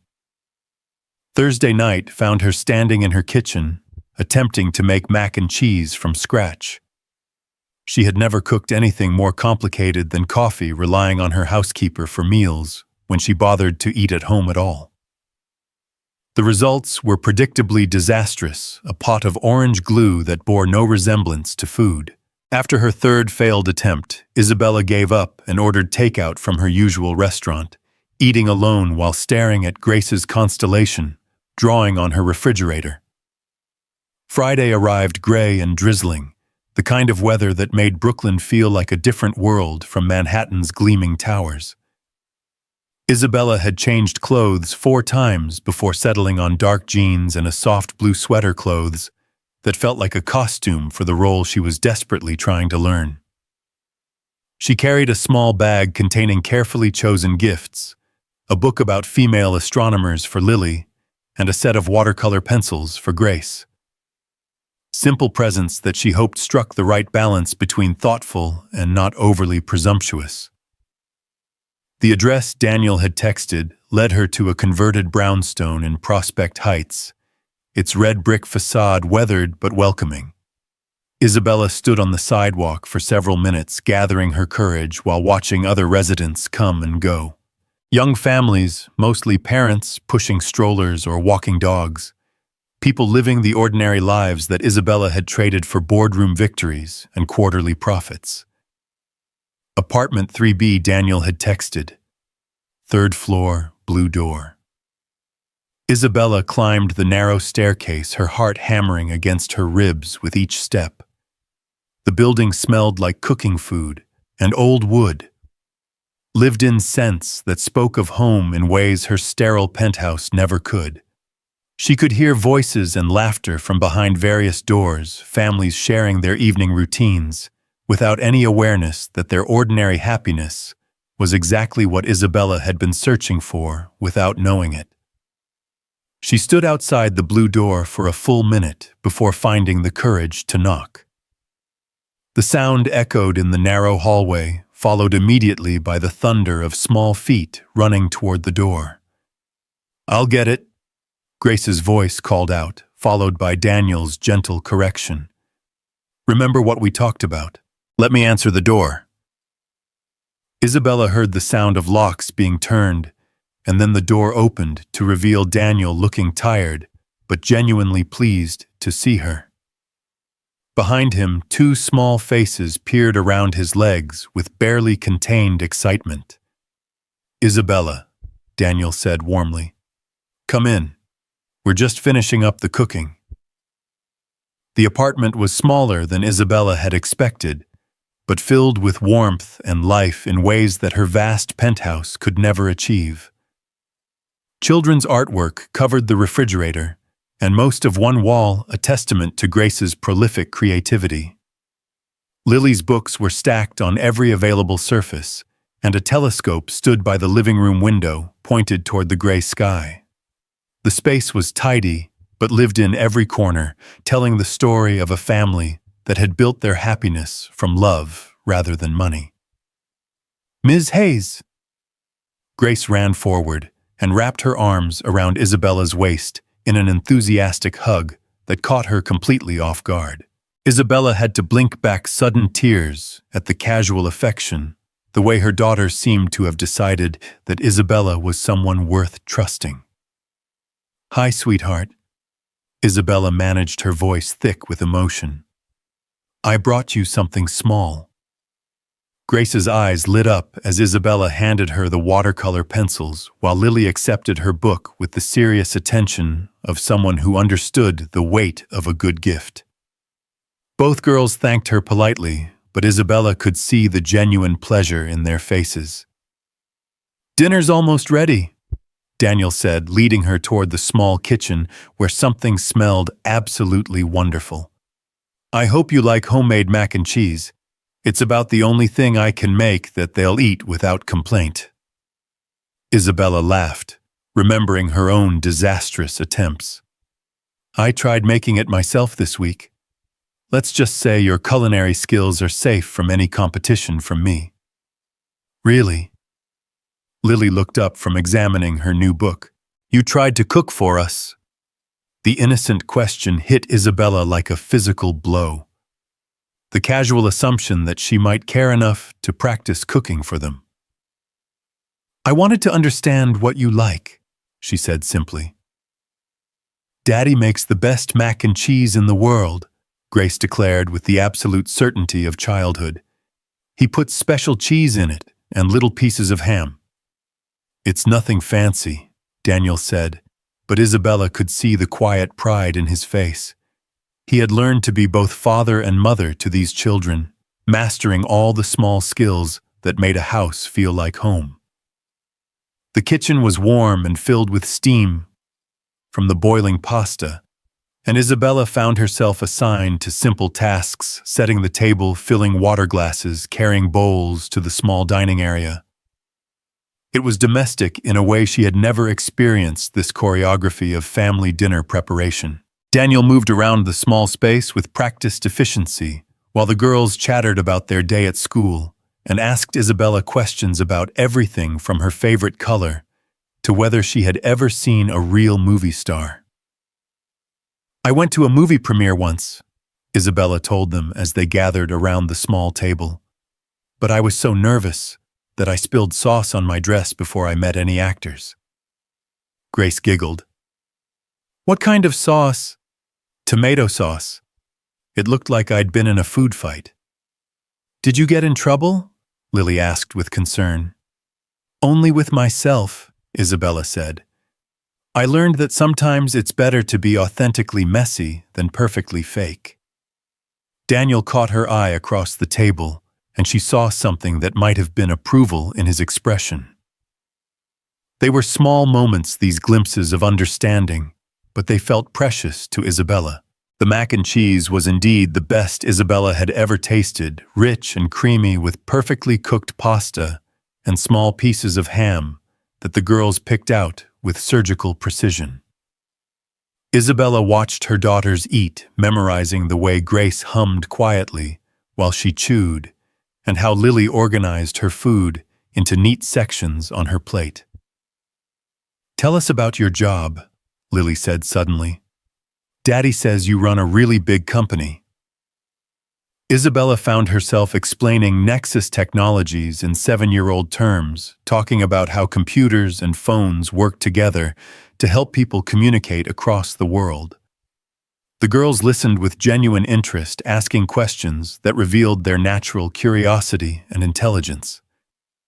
"Do you have a lot of people who work for you?" Grace asked. "About 3,000, Isabella said. Grace's eyes widened. "That's more people than in our whole school. Do you know all their names?" "No," Isabella admitted, feeling suddenly ashamed of that fact. Shouldn't I?" "Daddy knows everyone at his school," Lily said. "Even the janitor and the lunch ladies. He says everyone's important."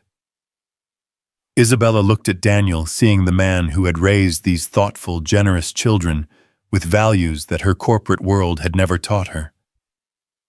"Your daddy's right," she said quietly. "Everyone is important."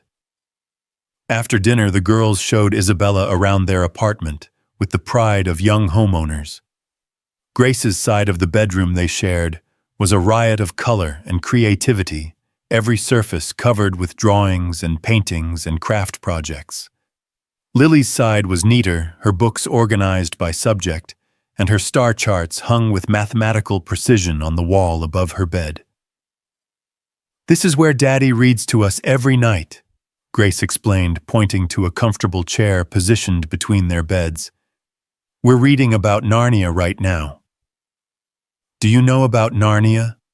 Lily asked Isabella hopefully. "I loved those books when I was your age," Isabella said. "Which one are you reading? The Lion, the Witch, and the Wardrobe?" Grace said. "We just got to the part where they meet Mr. Tumnus." "That's one of my favorite parts," Isabella said. "Mr. Tumnus is so lonely until the children find him." "Like us," Grace said matter-of-factly. "We were lonely before you came." The simple statement hit Isabella like a physical blow. She had been so focused on her own guilt and longing that she hadn't considered how her absence might have left a hole in their lives, an awareness that something was missing, even if they couldn't name what it was. "Were you really lonely?" Isabella asked gently. "Sometimes," Lily said thoughtfully. Other kids have mommies and we just had daddy. He's really good at being a daddy, but he can't do girl things very well. Like braiding hair, Grace added. Daddy tries, but it never looks right. Isabella's throat tightened as she imagined Daniel struggling with unfamiliar feminine territory, doing his best to be everything these girls needed while carrying the weight of her absence. Maybe I could teach him, Isabella said carefully, or help with girl things sometimes if you'd like that. Both girls brightened immediately. Would you really, Grace asked. I'd love to, Isabella said, meaning it completely. They spent the next hour in the living room, Grace showing Isabella her latest art projects, while Lily demonstrated her telescope and explained the constellations visible from their window. Isabella found herself relaxing into the rhythm of family evening, the comfortable chaos of children sharing their passions with someone who was genuinely interested. Look, Lily said, adjusting the telescope's focus. You can see Jupiter tonight. It's that bright dot right there. Isabella peered through the eyepiece, marveling at the distant planet that looked impossibly clear and close. It's beautiful, she said. How did you learn to use this so well? Daddy got it for me last Christmas, Lily explained. We set it up together and now I can find most of the planets and lots of constellations. She's teaching me too, Grace added. I like to draw the patterns the stars make. Isabella watched her daughters work together, sharing knowledge and supporting each other's interests, with a generosity that spoke to the values Daniel had instilled in them.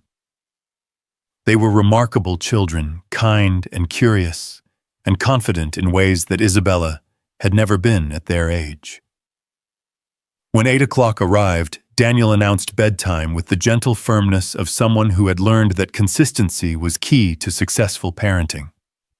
The girls protested mildly, but began their bedtime routines without real resistance.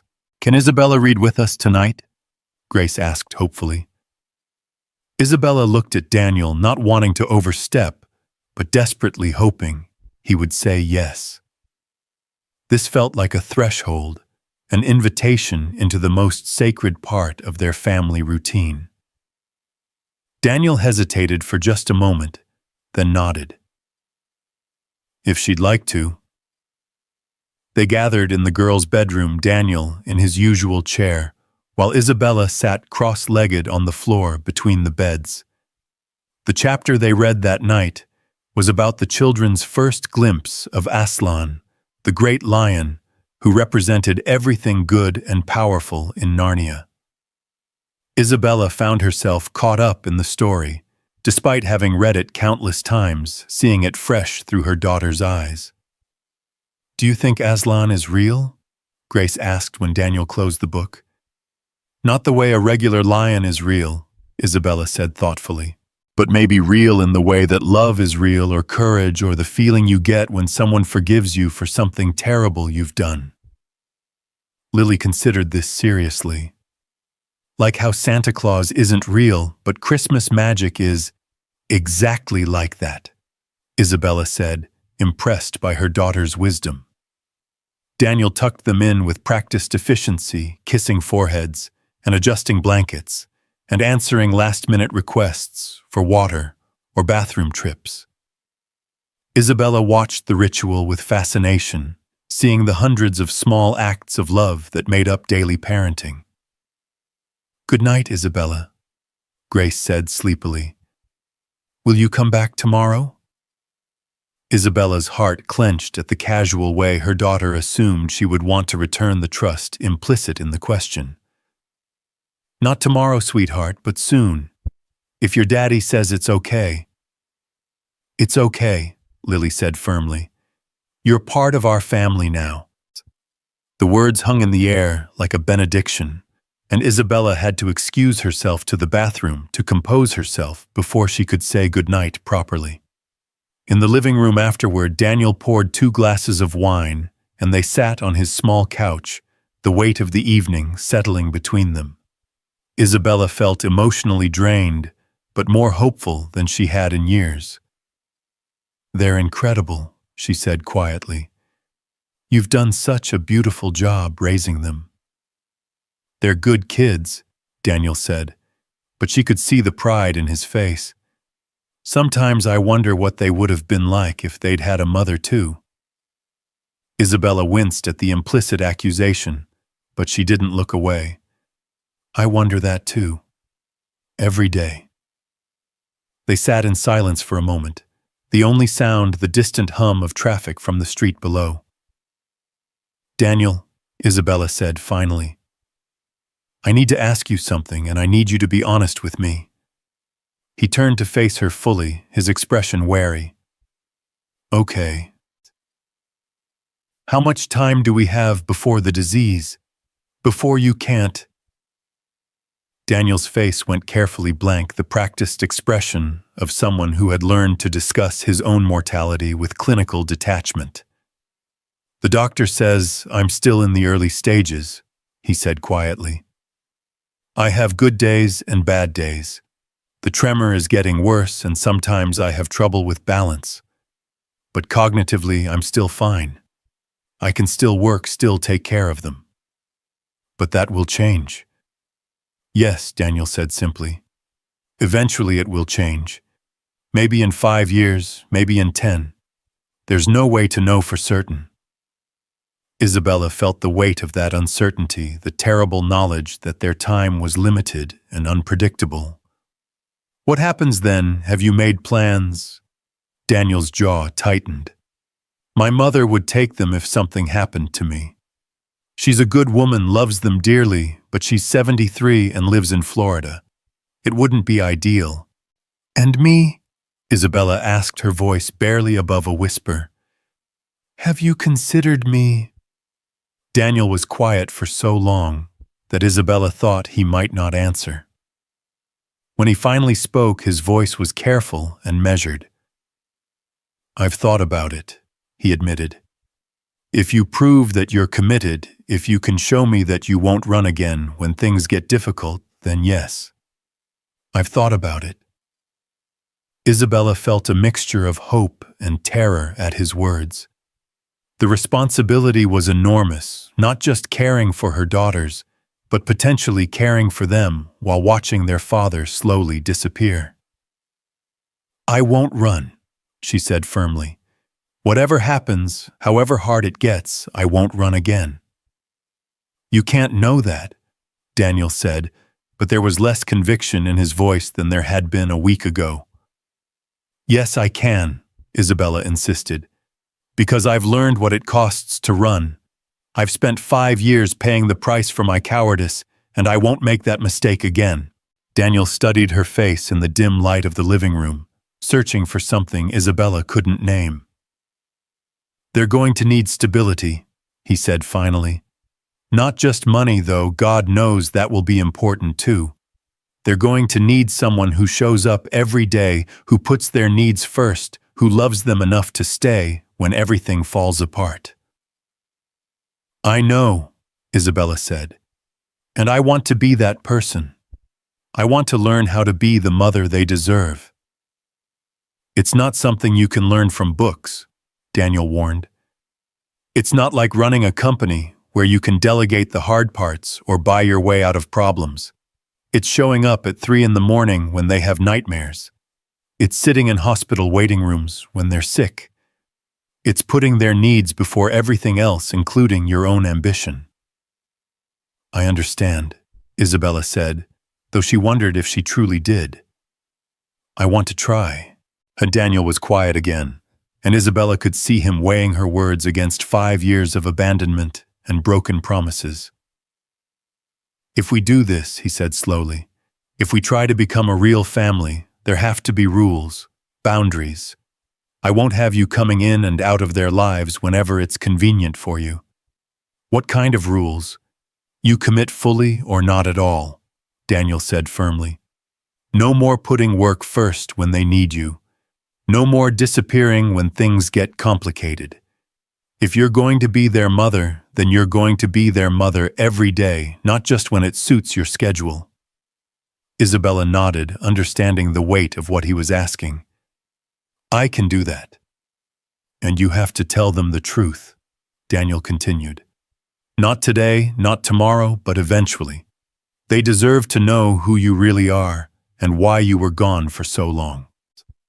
Isabella's stomach clenched at the thought of that conversation, of seeing disappointment and hurt replace the easy affection her daughters had shown her. What if they hate me when they know? Then we'll deal with that together, Daniel said. But Isabella, they're smart girls. They're going to figure it out eventually anyway. It's better if it comes from us when we're ready to help them process it. Isabella nodded, though the thought terrified her. When it feels right, Daniel said. When we're sure you're staying. When they're ready to hear it. They talked until nearly midnight, laying out the practical details of what it would mean for Isabella to become a real part of their lives. She would need to move closer, maybe find an apartment in Brooklyn. She would need to restructure her work schedule to be available for school events and doctor's appointments and the 1,000 small crises that made up childhood. She would need to learn how to braid hair and help with homework and navigate the complex social dynamics of second-grade friendships. It was overwhelming and terrifying and absolutely necessary. When Isabella finally left that night, she carried with her the memory of Grace's sleepy goodnight and Lily's matter-of-fact declaration that she was part of their family now. She also carried the weight of Daniel's cautious trust and the knowledge that this was her one chance to get it right. The subway ride back to Manhattan gave her time to think about everything that would have to change. Her penthouse apartment, perfectly suited for a single workaholic, would need to be traded for something that could accommodate children.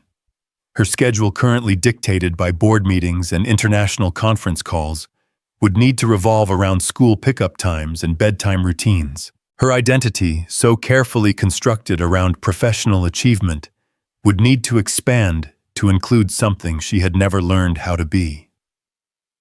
But for the first time in 5 years, Isabella felt like she was moving towards something instead of running away from it. She was going to become a mother, not just biologically, but in every way that mattered. She was going to earn the love of 2 remarkable children and help them navigate whatever challenges lay ahead. It wouldn't be easy. Daniel's diagnosis ensured that their family would face trials that no amount of money or success could fix. But Isabella had spent 5 years learning how to fight for what she wanted, and now she finally understood what was worth fighting for. As the train pulled into her station, Isabella made a mental list of everything she needed to do. Find a family-friendly apartment in Brooklyn. Restructure her company so she could step back from day-to-day operations. Learn how to braid hair and help with math homework, and comfort frightened children in the middle of the night. Most importantly, she needed to prove to Daniel and to herself that the woman who had built an empire from nothing could also build a family from the pieces of the one she had broken. The next morning, Isabella called her real estate agent and began the process of finding a new home. Not a showcase for her success, but a place where 2 little girls could feel safe and loved and free to be children. For the first time in 5 years, Isabella was coming home. 6 months later, Isabella stood in the kitchen of her new Brooklyn apartment, burning pancakes for the 3rd time that morning, while Grace and Lily dissolved into giggles at the breakfast table.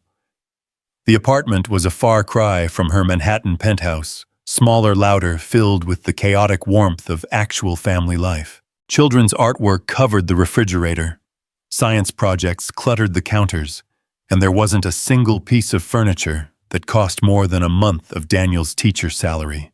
It was perfect. "Mommy, they're black again," Grace called out helpfully, using the title that had emerged naturally over the past few months, tested carefully at first, but now spoken with complete confidence.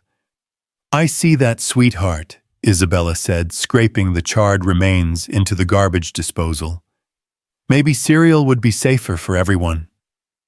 "Daddy makes better pancakes anyway," Lily said pragmatically, then immediately looked stricken.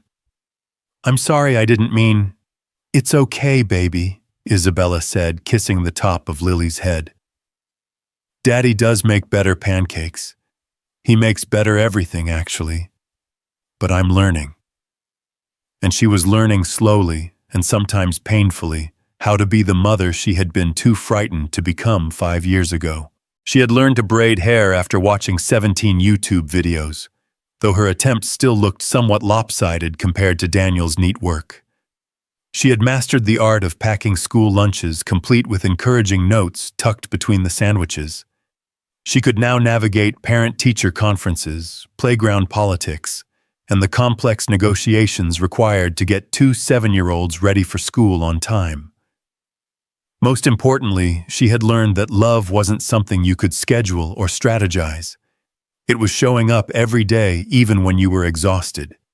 It was putting Band-Aids on scraped knees and reading the same bedtime story 17 times, because Grace loved the way the fox outsmarted the wolf. It was sitting in emergency rooms when Lily fell off her bike holding small hands, while doctors explained that everything would be okay. The transition hadn't been seamless. There had been moments when Isabella's old instincts kicked in when she reached for her phone during family dinner or considered scheduling a conference call during Grace's school play. But each time she caught herself and made the choice that 5 years ago had seemed impossible, she chose them. The girls had adapted to having a mother with surprising resilience, though Isabella knew that the revelation of her true identity had been difficult for them to process. The conversation had happened 3 months ago, on a quiet Sunday afternoon, when the girls were helping Isabella organize her new home office. "Why do you have so many pictures of us as babies?" Lily had asked, holding up a photo that Isabella had commissioned from Daniel's old Facebook posts. Isabella's heart had stopped.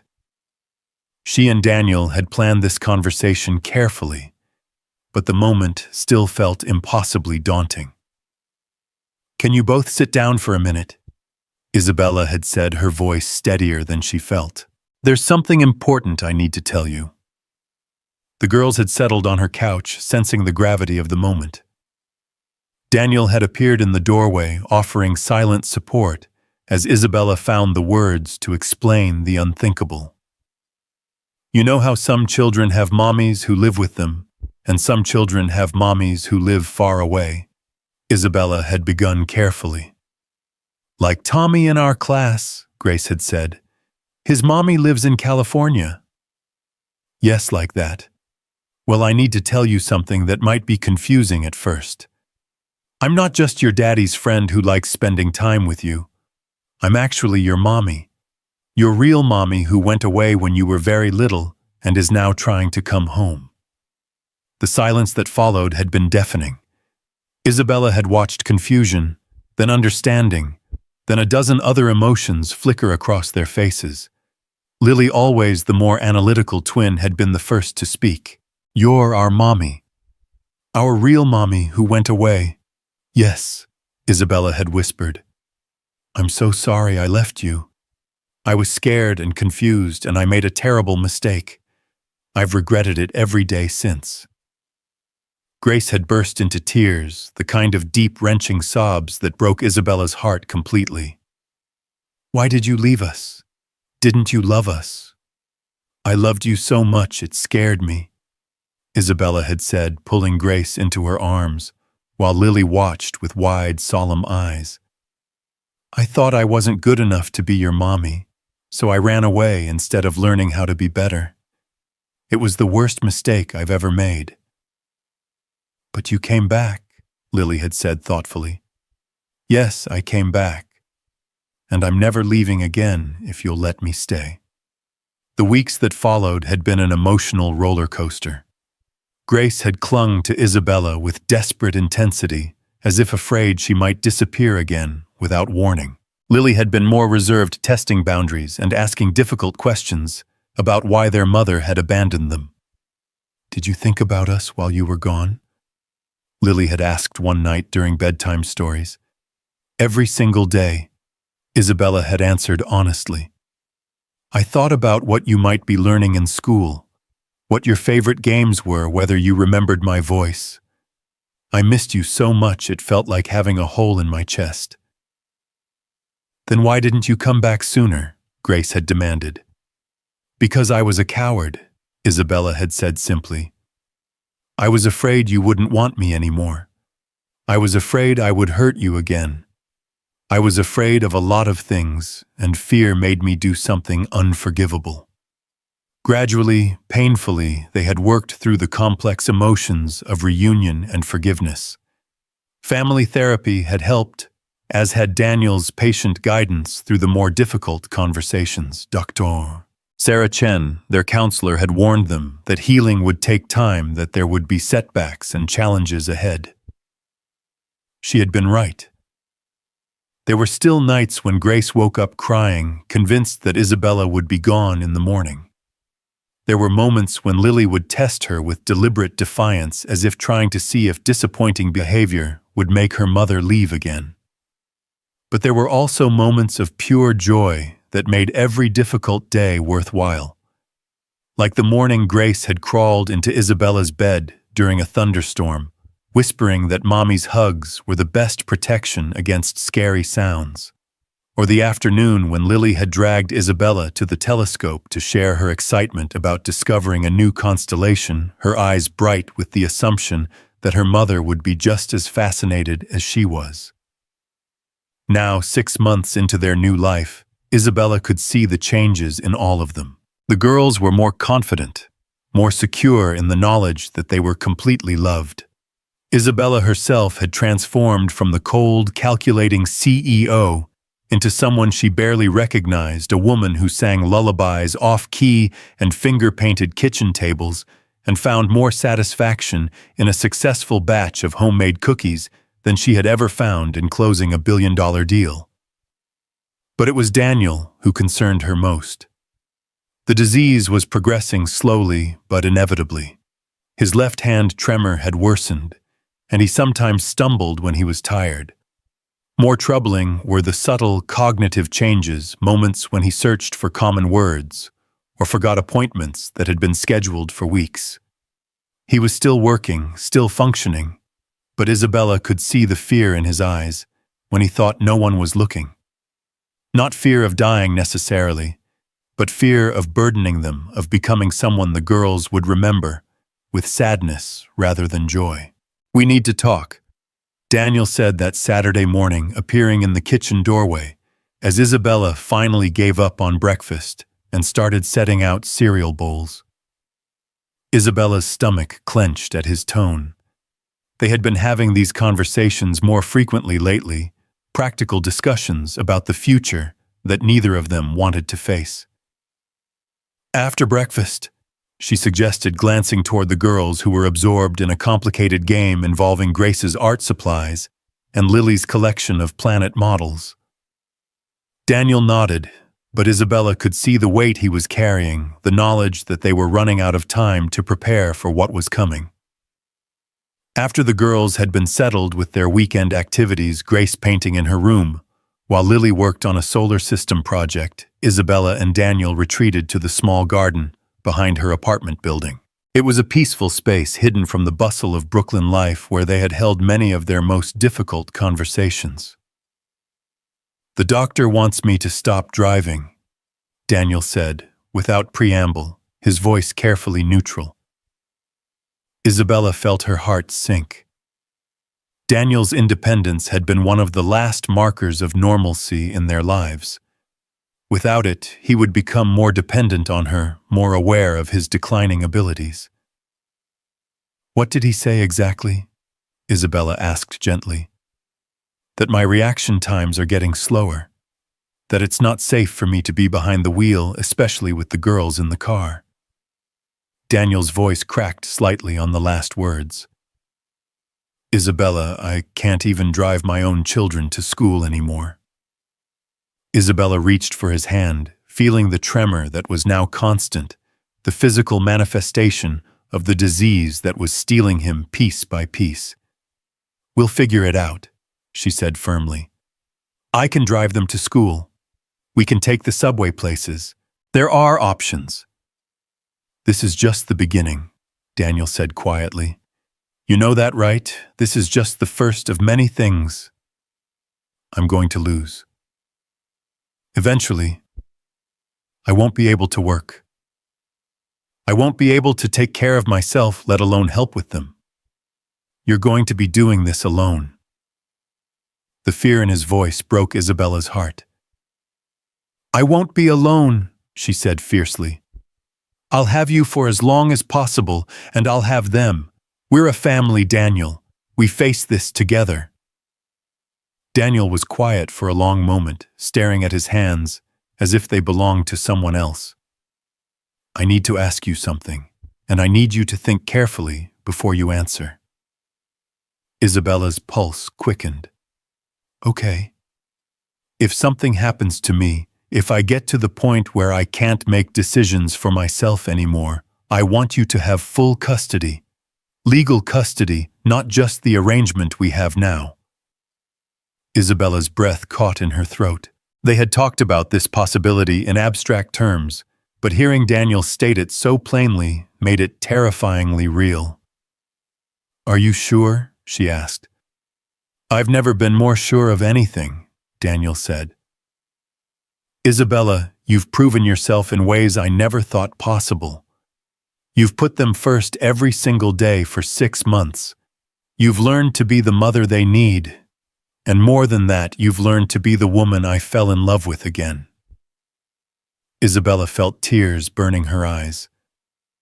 Daniel, let me finish, he said gently. I know we can't go back to what we were. Too much has happened.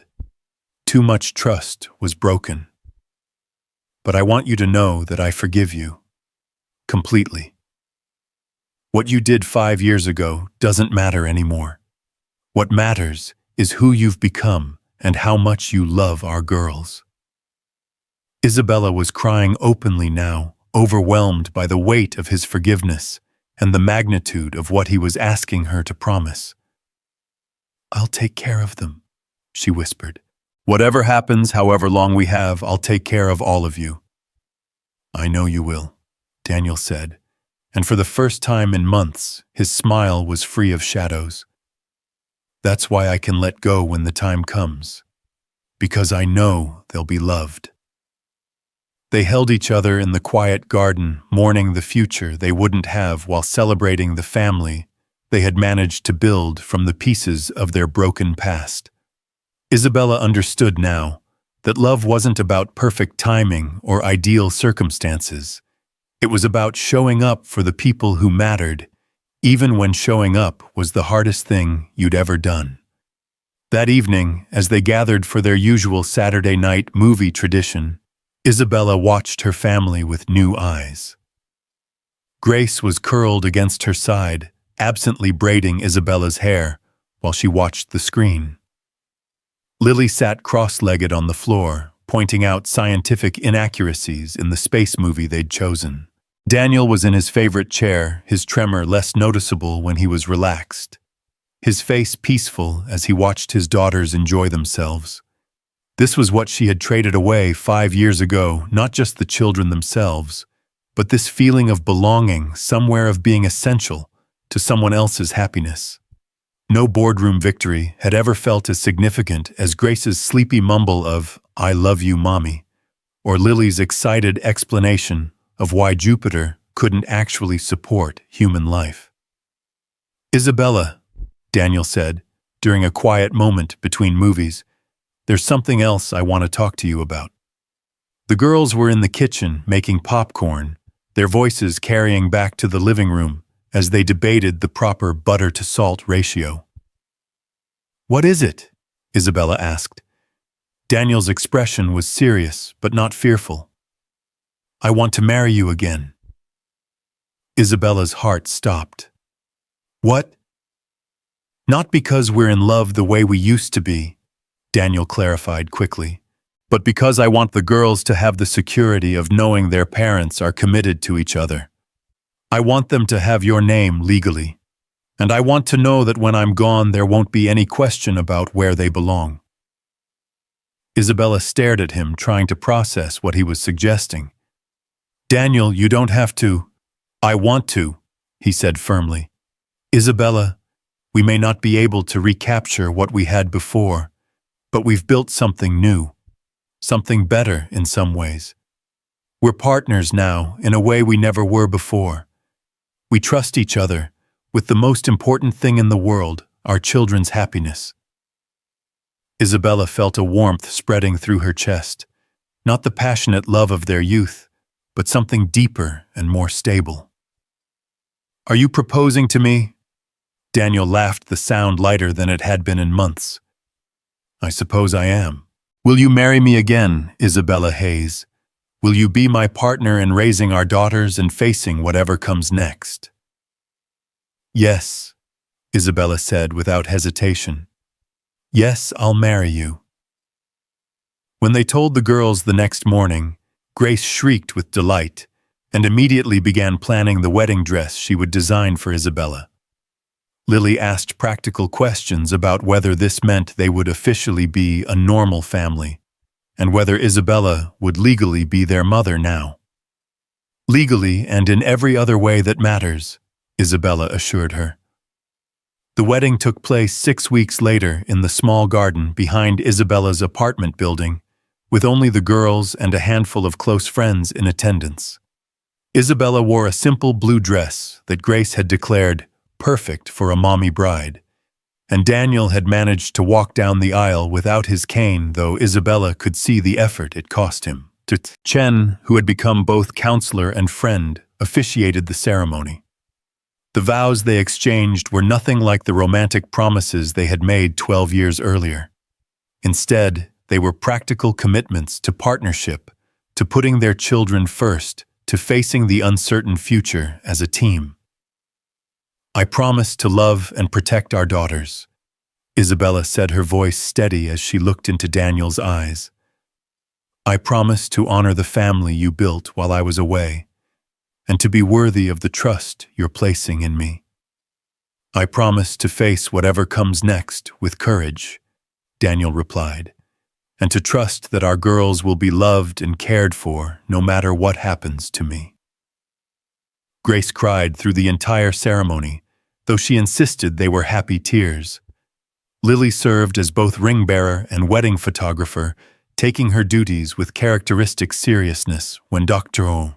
Chen pronounced them married, the girls cheered and threw flower petals they had collected from the community garden. It wasn't a fairy tale wedding, but it was perfect for the family. They had become practical, loving, and absolutely real. The months that followed were a delicate balance of joy and sorrow. Daniel's condition continued to deteriorate, though slowly enough that he was able to see Grace's first art show at school and help Lily build a model rocket for the science fair. Isabella treasured every moment of lucidity, every shared glance over the girls' heads, every quiet conversation about their daughters' futures. She also began preparing herself for the inevitable. She restructured Nexus Technologies so that she could work primarily from home, bringing in a CEO to handle day-to-day operations while she remained as board chair. She learned everything she could about Huntington's disease, preparing for the practical challenges of caring for Daniel while protecting the girls from the worst of his decline. Most importantly, she continued building her relationship with Grace and Lily, earning their trust one day at a time. She attended every school event, learned the names of their friends, mastered the art of birthday party planning and Halloween costume creation. She became the mother they had always deserved, even as she watched their father slowly fade. The end came on a Tuesday morning in spring, almost exactly 1 year after Isabella had seen them in Central Park. Daniel had been struggling with his speech for weeks, his words coming slowly and sometimes in the wrong order.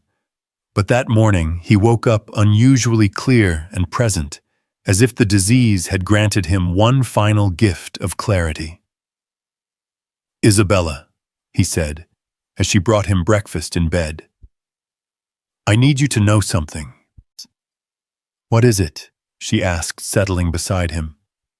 I'm proud of who you've become, not just as a mother, but as a person. You've grown into someone I would never have imagined when we first met." Isabella felt tears threaten, but she kept her voice steady. "Thank you for giving me the chance to become her." "Take care of our girls," Daniel said simply. "Help them remember the good parts of having me as their father." "They'll remember," Isabella promised. "They'll remember how much you loved them, how hard you fought for them, how you taught them to be kind and curious and brave." Daniel smiled, and for a moment Isabella saw the young man she had fallen in love with all those years ago. "I love you, Isabella. Not the way I used to, but in a way that's deeper and more true. You're the mother of my children and my partner in the most important work either of us will ever do." "I love you too," Isabella said, and meant it completely. Daniel passed peacefully that evening, surrounded by his family. The girls cried, but weren't surprised they had been prepared as gently as possible for this moment. Isabella held them close and promised that their daddy's love would always be with them, that nothing could ever take away the foundation he had built for their lives. The funeral was small but beautiful, attended by Daniel's colleagues, parents from the girls' school, and neighbors who had watched him raise his daughters with such obvious devotion. Grace drew a picture of the three of them together in heaven, which they buried with Daniel, along with letters Lily had written about all the things she wanted to tell him about space exploration. In the weeks that followed, Isabella watched her daughters grieve with a resilience that spoke to Daniel's careful preparation and unconditional love. There were difficult nights when Grace woke up calling for Daddy, afternoons when Lily seemed lost without their daily telescope sessions. But there were also moments of unexpected joy, as if the girls were determined to honor their father's memory by continuing to find wonder in the world he had taught them to love. "Mommy," Grace said one evening, as Isabella tucked her into bed, "are you sad that Daddy's gone?" "Very sad," Isabella said honestly, "but also grateful that we had him for as long as we did, and that he taught us how to love each other."